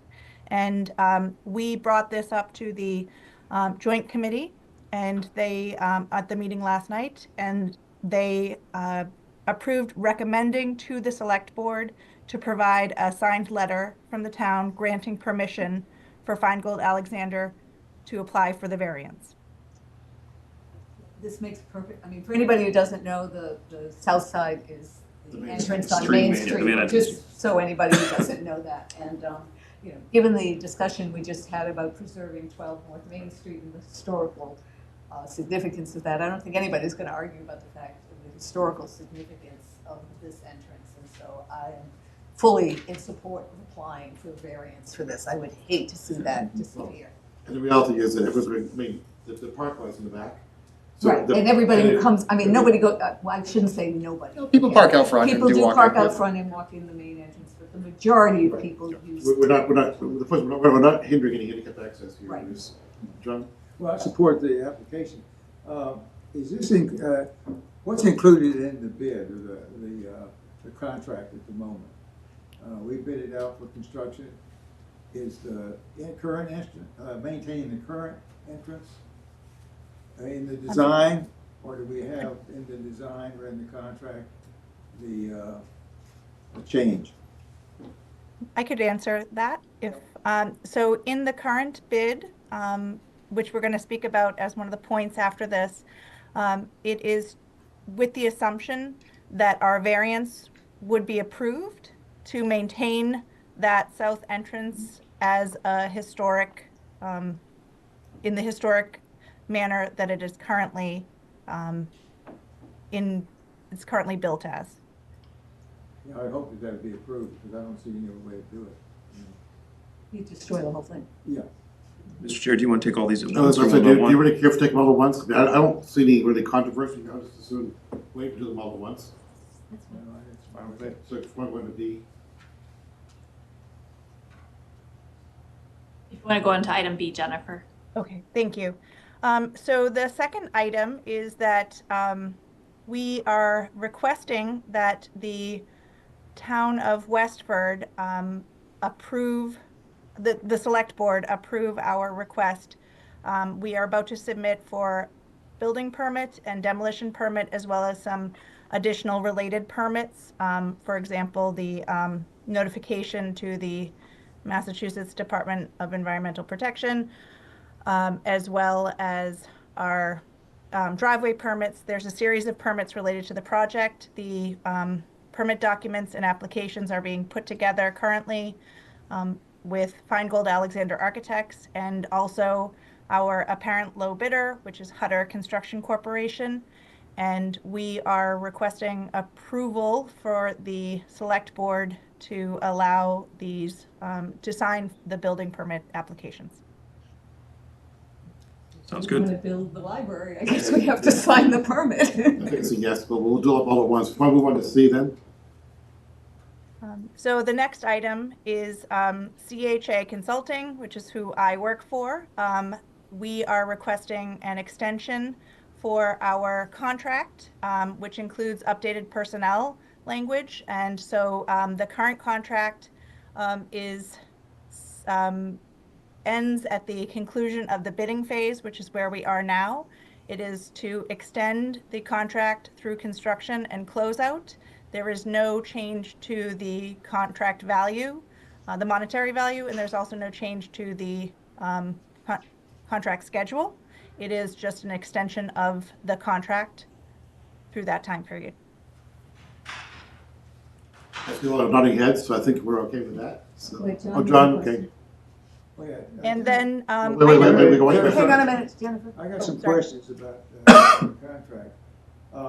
In your contract, you talk about appointing representatives to, from which you would get direction on this contract.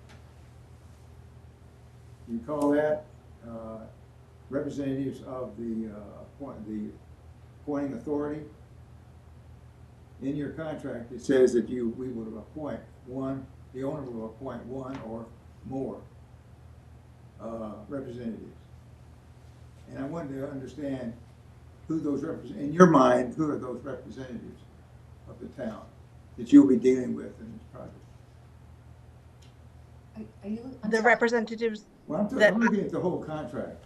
This is a change to the contract, but in your original contract, you call for the owner to appoint representatives from which those are the ones that you work change orders through and everything else. So my question is, who are those representatives in your mind? Who are you working with in the town to make this happen? So, I mean. I tell you what I'm getting at. Okay, because The working group exists to accomplish that, but any decisions that get involve changes have to go through the library trustees and the current town building committee. If it involves money, it has to come to the select board, so it's pretty well constrained what they can do. Well, I guess my point is this, you talk about, here it says, monitor, review, and analyze proposed change orders and claims, recommend appropriate action and resolution to the owner. And then in the contract, it talks about representatives to you that you deal with. I guess I'm concerned about, number one, cost control, change order control, and staying within the contract. And the other thing is, well, that's my concern, and I still maintain the Permanent Town Building Committee should be one of those. And we did have a conversation in 2 Permanent Town Building Committee / Board of Library Trustee meetings, so we'll call it the joint meeting.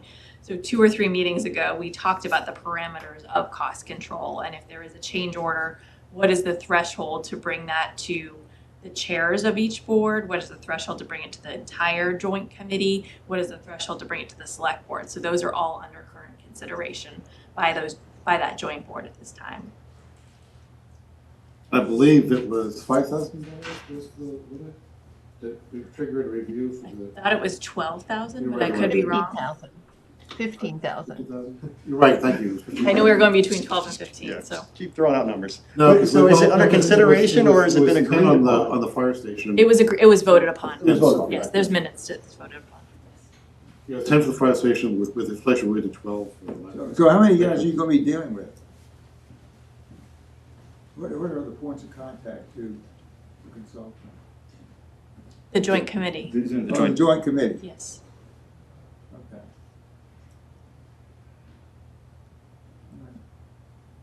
Okay, I got one other question. I guess that has to do with the last bullet. I think I have a question with the construction contract. Okay, so we're looking at 3 then? Well, I would contend that had we used the Permanent Town Building Committee originally, we would be a lot further ahead than we are right now. I would disagree with that. Well, it says here, we didn't issue the design contract till April the 10th of 2024.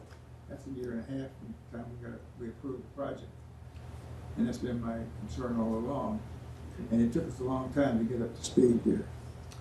So anyway, that is where we are. In the agenda. Yeah, that's where we are. Yeah. So I just want to make sure that we're controlling the cost. And my next question is going to be on the contract itself. We have a new budget. We have a new, different construction cost. And you'll be managing to that contract cost. And So we're on number 4 now, right? Yeah. Okay. So 3 is. Yeah. Okay, we're on number 4. I don't do anything about that. So, and if you wanted to Jeff, if you wanted to address number 4. So for number 4, we are requesting that the select board approve the bid.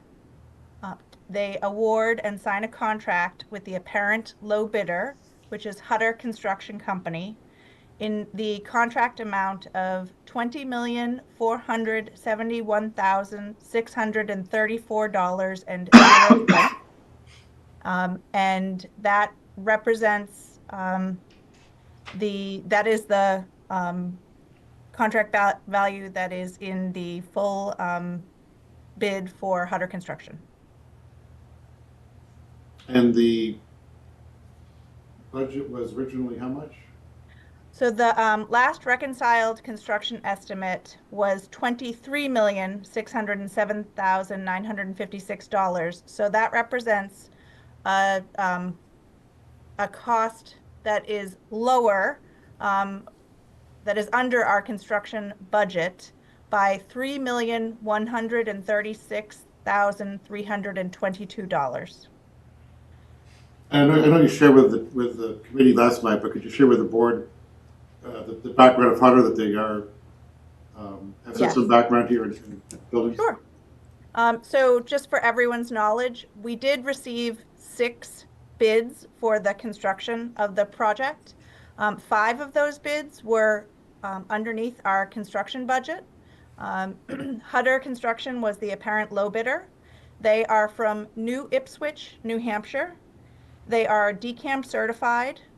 for a single project limit of 31.6 million and an aggregate project limit of $200 million. And their average project rating for DCAM is a score of 94. And their workers' comp safety rating is 0.75.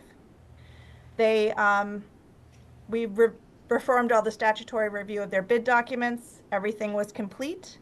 And they also were pre-qualified because our construction value is over 10 million, so that was a requirement. Some of their recent project work that we contacted for reference checks and spoke with the owners of, they are completing a small library renovation and addition in Marlborough, New Hampshire. And they also just recently completed the North Andover Middle School project. That also is an addition and renovation.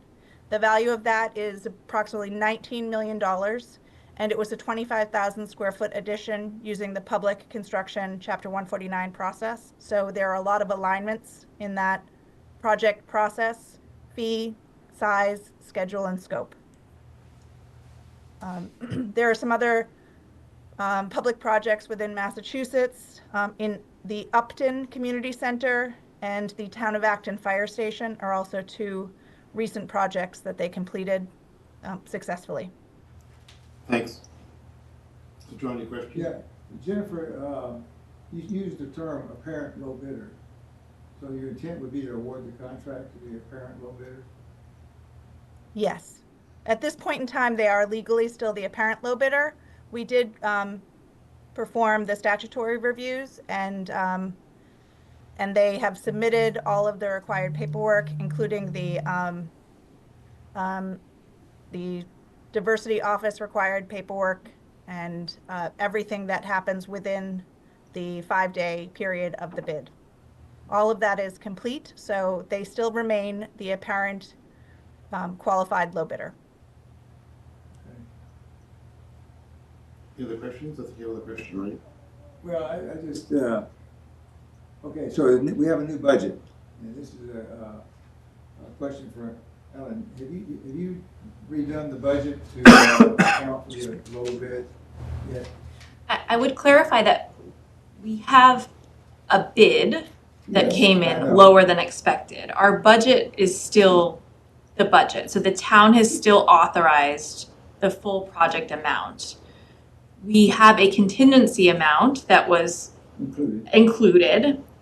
This allows, if necessary, and there will be proper controls by the Permanent Town Building Committee, the Joint Committee, and the Select Board, if we need to go into contingency for any unforeseen changes.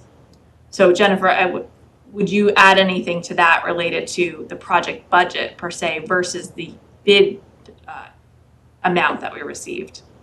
No, that is accurate. Maybe we should remind everyone we did have to put an addendum out with input from town council as to how to have bidders include the potential for tariffs. Because between the time the bid was advertised and the bid was due, the president issued an executive order that there might be tariffs. So that is a potential that may still hit this budget. I would like to thank Mike Patton and Mike Edwards, because together they did create some good language to protect the town. If a bidder can't just say, oh, tariff increase, I raised my price, they have to provide documentation that the original bid was X and the tariff increase is Y to justify that. So they can't just blame tariffs willy-nilly, it has to be documented. Did that answer your question, John, or are you still not clear? Well, that's okay. We can answer further questions if you have further questions. No, we're operating at a certain point now. It's $3 million less. And so that would be $3 million less the town would be spending if we hold to that budget. If we hold to that budget and don't have any unforeseen circumstances. I had one question for Ellen.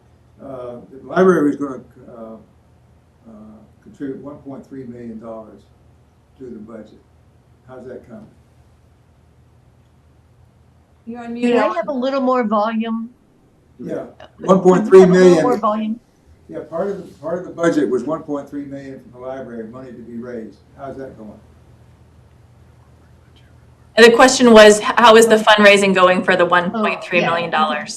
Yes, so at this point, about $748,000 has been raised. That's half of the promised amount. The 1,000 Homes for $1,000 campaign is still going forward, and about $260,000 in naming opportunities in the building have been either purchased or pledged for. Additionally, we've received 2 of the 5 disbursements from our original grant with escalation funds to follow at the end of the project.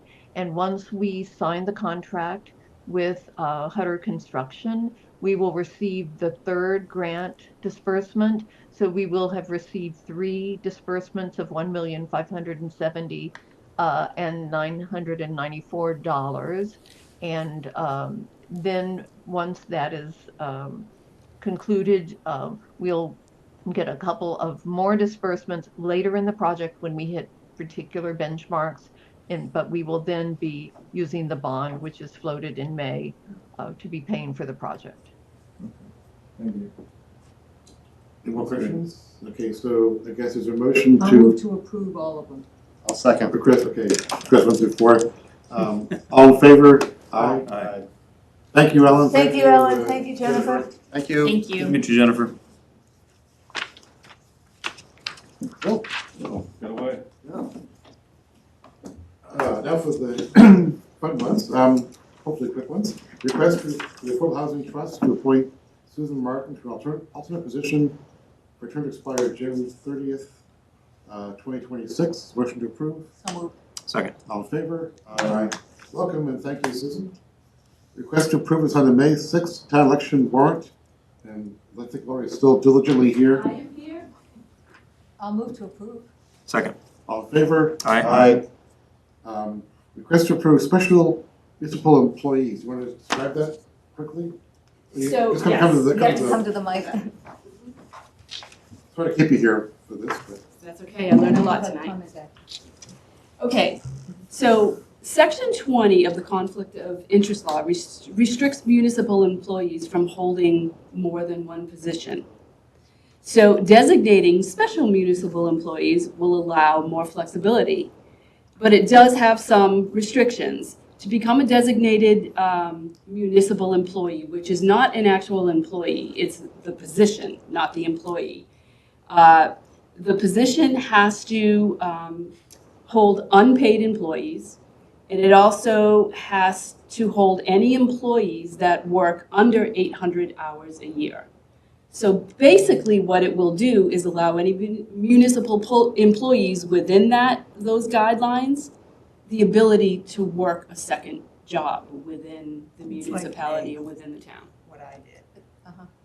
Yes. And there had been a period of time where we were keeping up with the all new boards and committees and the employees that were applicable to this. The select board has not heard this probably since the early 2000s. So with Lori coming on board, she and I worked to audit the list to determine what new boards and committees needed to be brought online, as well as what new employees needed to be brought online. So in looking at your list here for special municipal employees, there are committees here that are no longer in existence. So I think we need to go through this. I mean, before we approve it, I would suggest we go through this and take out the one, for example, we have no permanent school building committee anymore. We have no Stupinski land committee anymore. We have You no, can go back with it if you want to. pardon? You can go back with it if you'd like No, to. that's all right, thank you. We did our job there. There's no, what was the, there's no Stony Brook Master Plan Committee, so, I mean. There are several in there. So I think, I'm certainly, in favor of this, but I just think that before we do this, we need to go through it and figure out what we have. And what we Agreed. still don't have. I mean, Agreed. do we have an inspection of milk and dairy in this town? I have no idea. I believe that falls with the health department, but Lori and I did audit the list. I think we could just be more clear maybe with a I'm happy to So- send you what committees that I know are no longer in Sure, existence. yeah. And it may be that the select board at that time never sort of formally dissolved them. Right. Or they may have dissolved it, but we may not have dissolved them as special municipal employees, kind of a two-step Right, process. so I can at least go through some of this and I'll send it to both of you as to what I know is no longer in existence. So what we can do moving forward is just keep on top of any committees that have dissolved and also the formation of any committees they need to be designated. Right. So we can keep on top of that list. I also have some information. I don't know how up to date you are on special municipal employees. I did contact the director of ethics in Boston, and he put together a couple pages of some information that's a little bit more straightforward than what you can find on the state website about special municipal employees. It also gives examples, so it's a bit more straightforward. I can email that to you in the meantime if you're looking for some more information on it. That would be great. Yeah, it's not real clear what's on the state website. It's a little confusing. So we're gonna hold this until 22nd? Oh, jeez. And you don't have to come back to that, I can handle it. I mean, I'm perfectly fine with sort of accepting it. Accepting it tonight and, subject to, It's scrubbed. yeah, so I was gonna try and put it a little bit more. Well, Subject to Refinement. refinement. updating of boards and committees.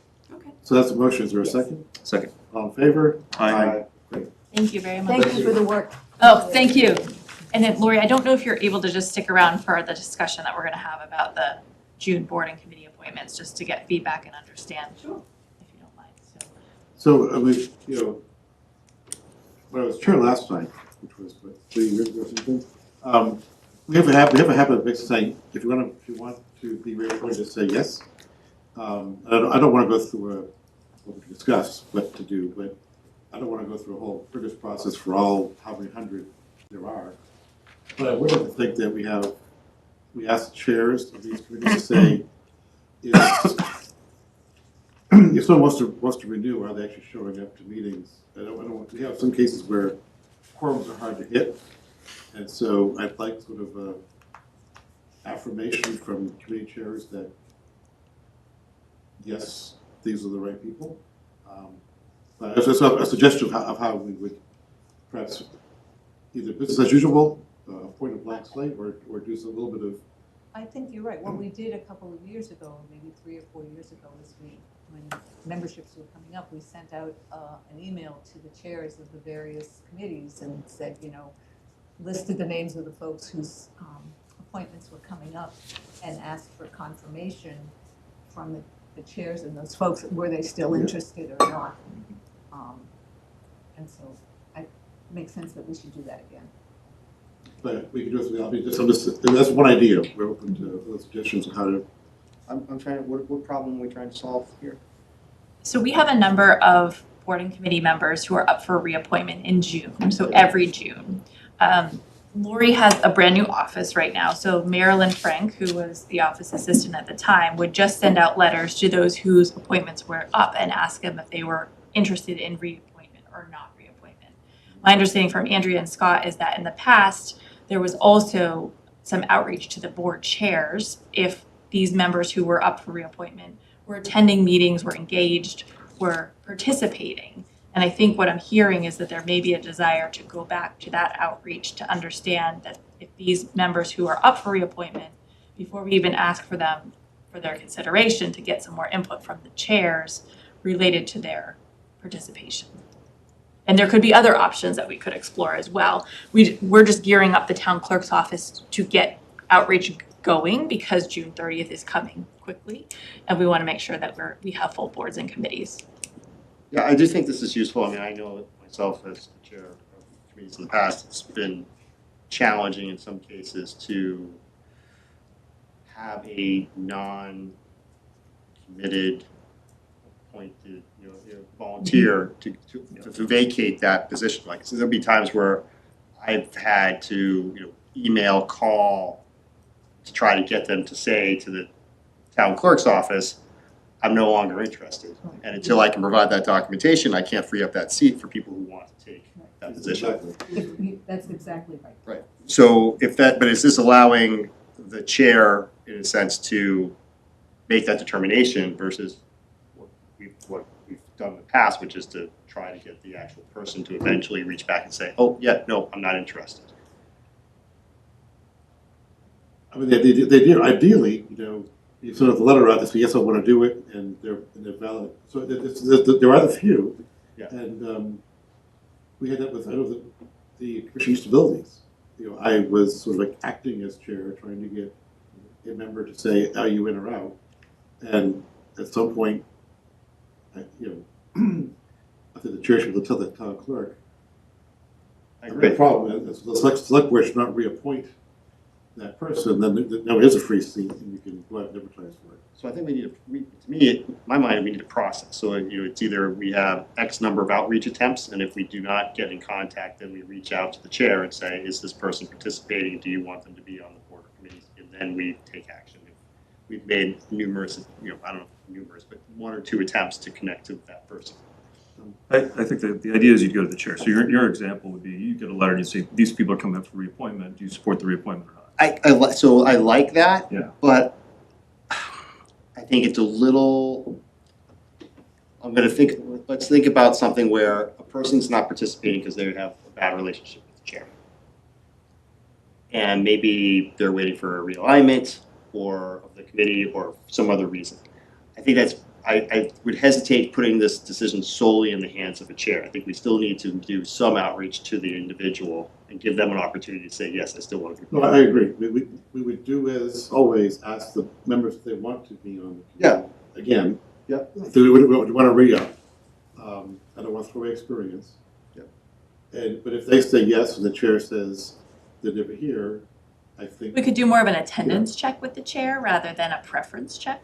Yeah, it should not be about do you want the person. This is about are they participating in that? Yeah, again, I think that's going to get it might get us into, you know, somebody's going to say, I'd love to attend, but the chair never accommodates the time that I need to attend, and the chair's, you know, blackballing me, and I don't know. You could run into some potential problems with this, with just unilaterally saying, no, you're out, right? So I think there's a problem this way too, though. It sort of it changes the permission structure. So instead of it being like automatic, someone who's inactive just automatically comes back in. It changes the permission structures that they have to attest yes, and if there's a disagreement between the chair and the person, then it gets raised. And absolutely should not be an automatic. They need to sign a form saying that they want to re-up, and they need to come in. Right, but if the example came that they didn't respond and the chair said, yeah, they're not active, we would. I would be okay as long as we did the outreach first, gave them the option. Yeah. It's where we were in violent agreement. Sorry, didn't mean to be violent about it. But yeah, anything that can help the streamline process, because I just say I've been stuck with that scenario and it's painful to resolve. So if we're aligned with saying there's one letter that goes out, if we do not hear a response, we go to the chair will affirm or deny whether or not this person should be a member of the committee, and we go with that decision. Simple. Okay. We'll work on that process. Okay, we'll do that. Thank you so much. All right, thank you. Great. Thank you for your time tonight, Lori. I know. Sure. I hate to wait till 11 o'clock for this, but here we are. So town manager performance review, and so just we did this last year in May, so it's so by contract, Kristen gets to review annually, and something happens on May 6th that would change this board's composition. So it did make sense to have 2 new people trying to evaluate Kristen. So we pushed it forward a month to do the review this week. And so each member of the board gets a handy survey, 10 questions on the favorite one, my favorite first question, service and support to the Board of Selectmen. So we put ourselves first. We do ask questions about the budget preparedness, personnel issues, handling media, handling the public. You can, feel free to ask all the criteria. I won't bore you with that at 11 o'clock at night.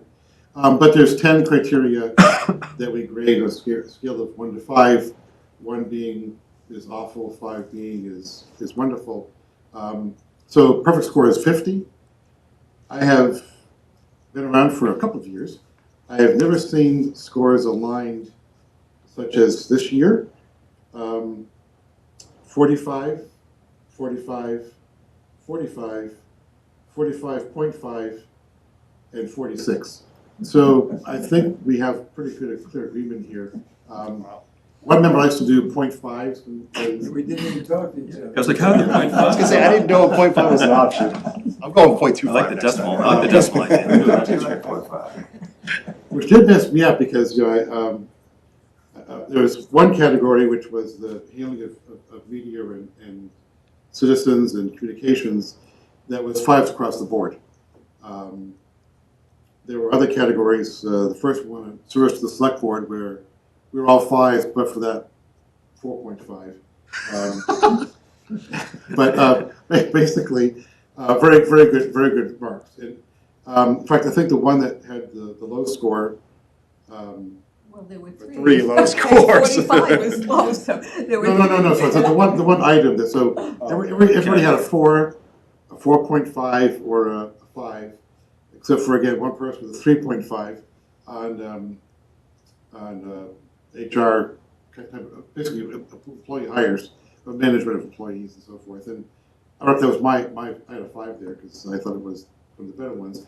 It's because how do you look at it, right? So my standpoint was who have you hired and how they worked out. So we've had a lot of attrition and I think some really good hires to replace people that have left.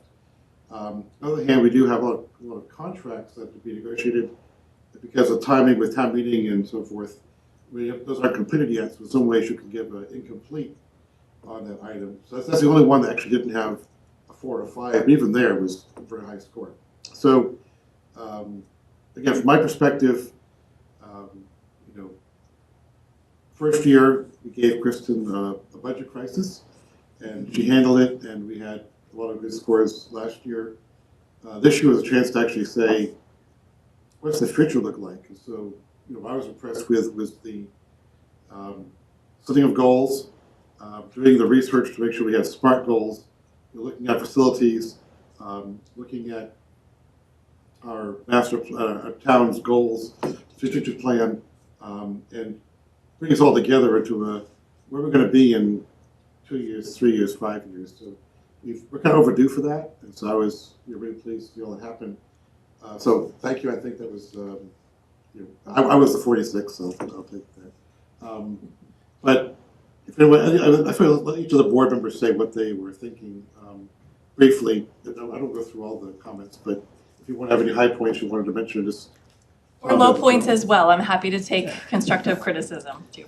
Well, for me, it was just like another year of sort of extraordinary times. So we've, tackled a whole bunch of new things, a whole bunch of kind of high engagement issues.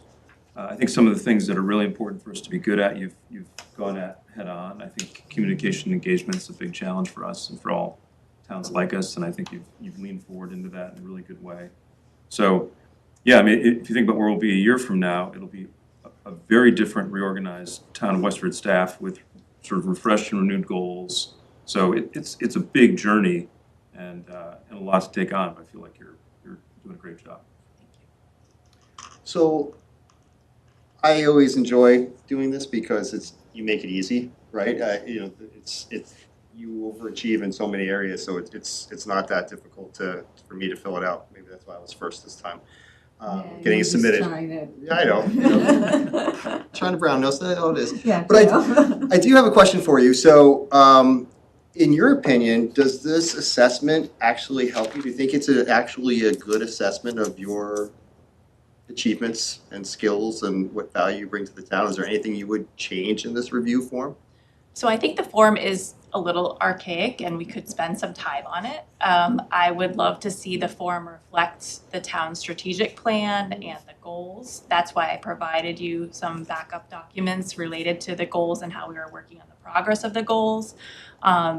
So I think that it could use some refinement. One of the other things that it doesn't include is feedback that you may receive from board or committee members, the general public, or even the staff. So potentially building those components into the review in the next review period as well.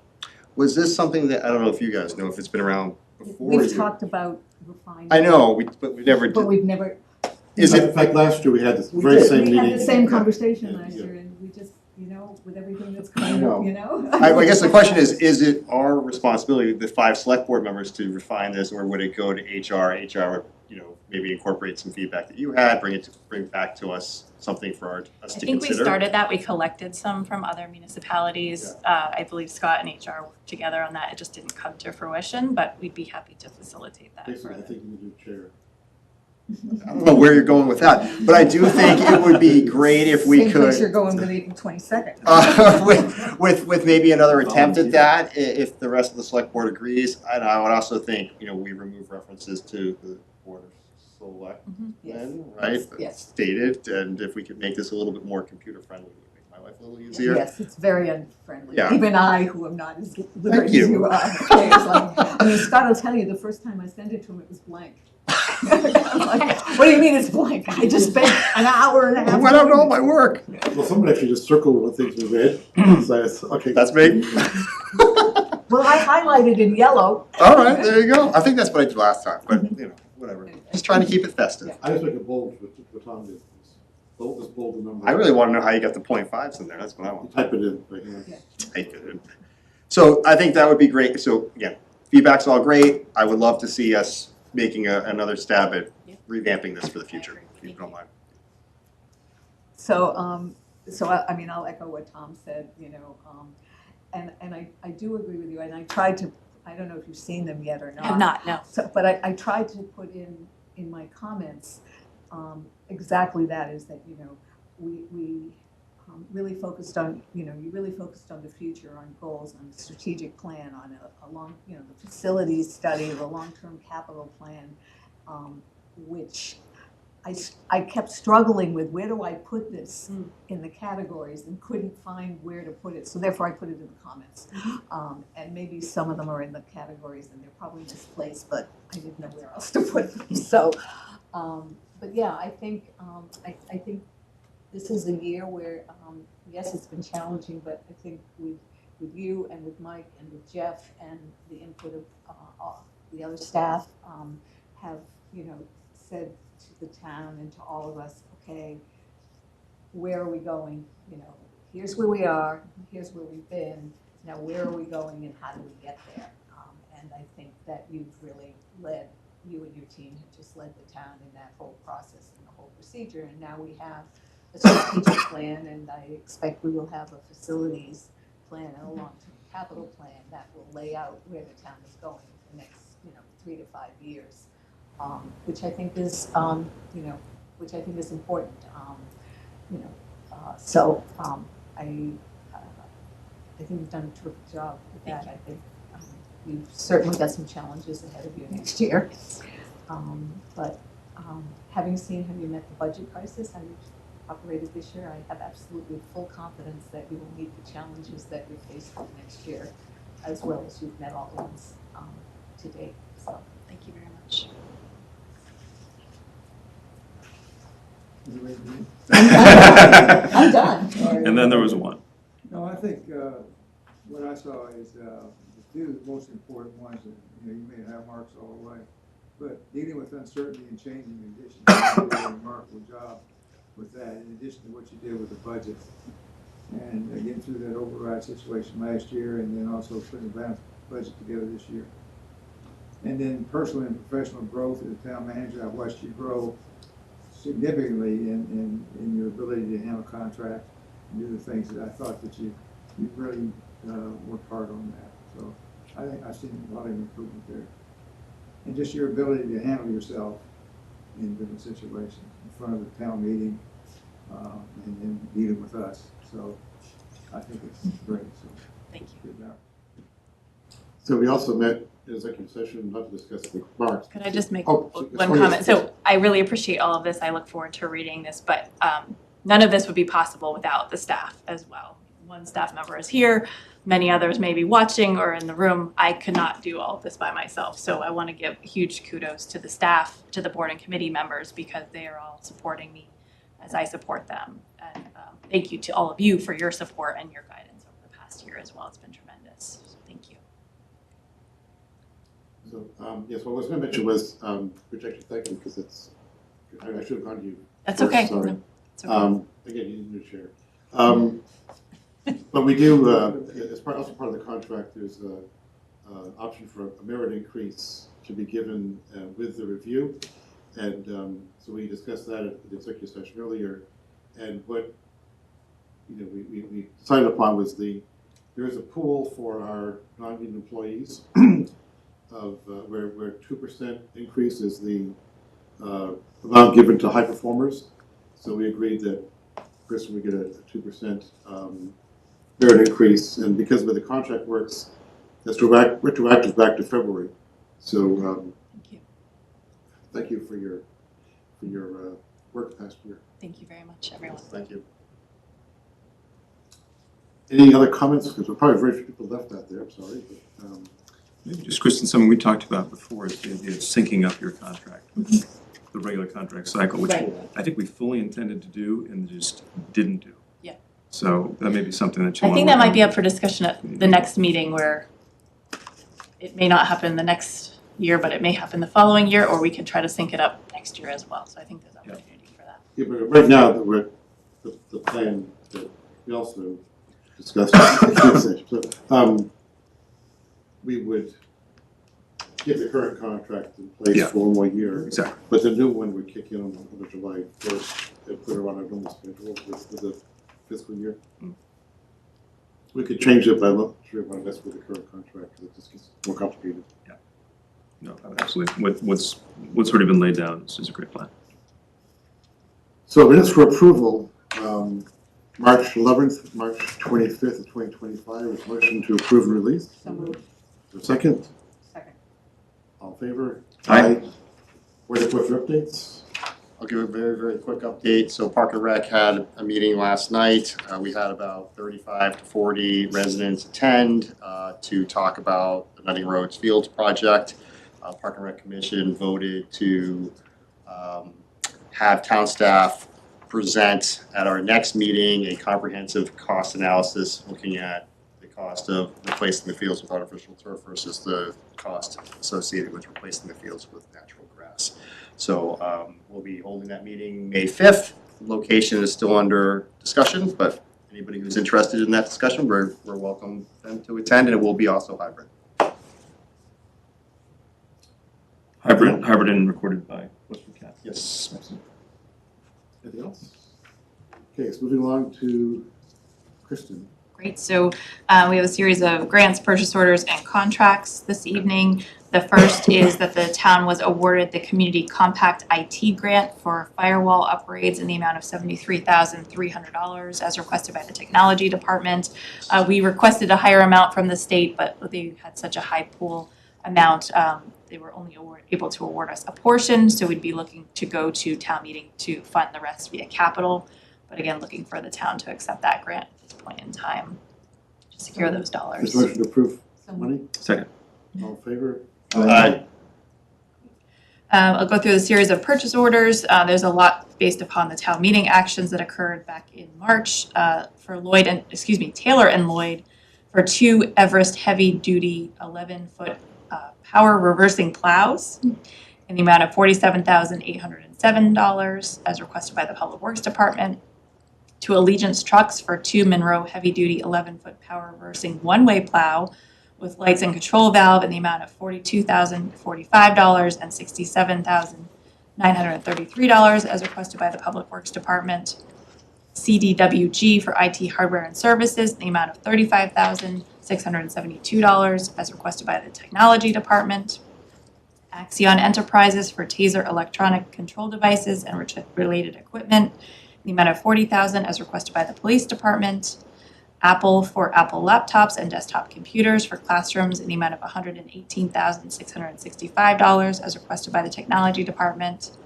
CDWG for student Chromebooks in the amount of $222,440 as requested by the Technology Department. And Bump Armor for cases for student Chromebooks in the amount of $17,284.35 as requested by the Technology Department. Any questions? Okay. Second. All in favor? Aye. And then Contracts, we have several. The first one is for Dodson Blinker for the pedestrian improvement plan in the amount of $300,000 as requested by the Land Use Management Department. That's being funded by the MBTA Catalyst grant. Another for Premier Mechanical for the replacement of the Forge wastewater treatment plant dehumidifiers in the amount of $99,997 as requested by the Water Department. RH White Construction Company for the construction services at the Forge and Nutting Road PFAS treatment plants in the amount of $19,783,000 as requested by the Water Department. Dole Medical Corporation for the cardiac monitors in the amount of $158,507.24 by the Fire Department. And Seagrave Fire Apparatus for the rescue pumper in the amount of $1,375,657 as requested by the Fire Department. Move to approve. Second. All in favor? Aye. Move to waive reading of correspondence. Just a second. Second. All in favor? Aye. Move to adjourn. Second. All in favor? Aye. Good night, Westford. Good night, Westford. Thank you. Thank you.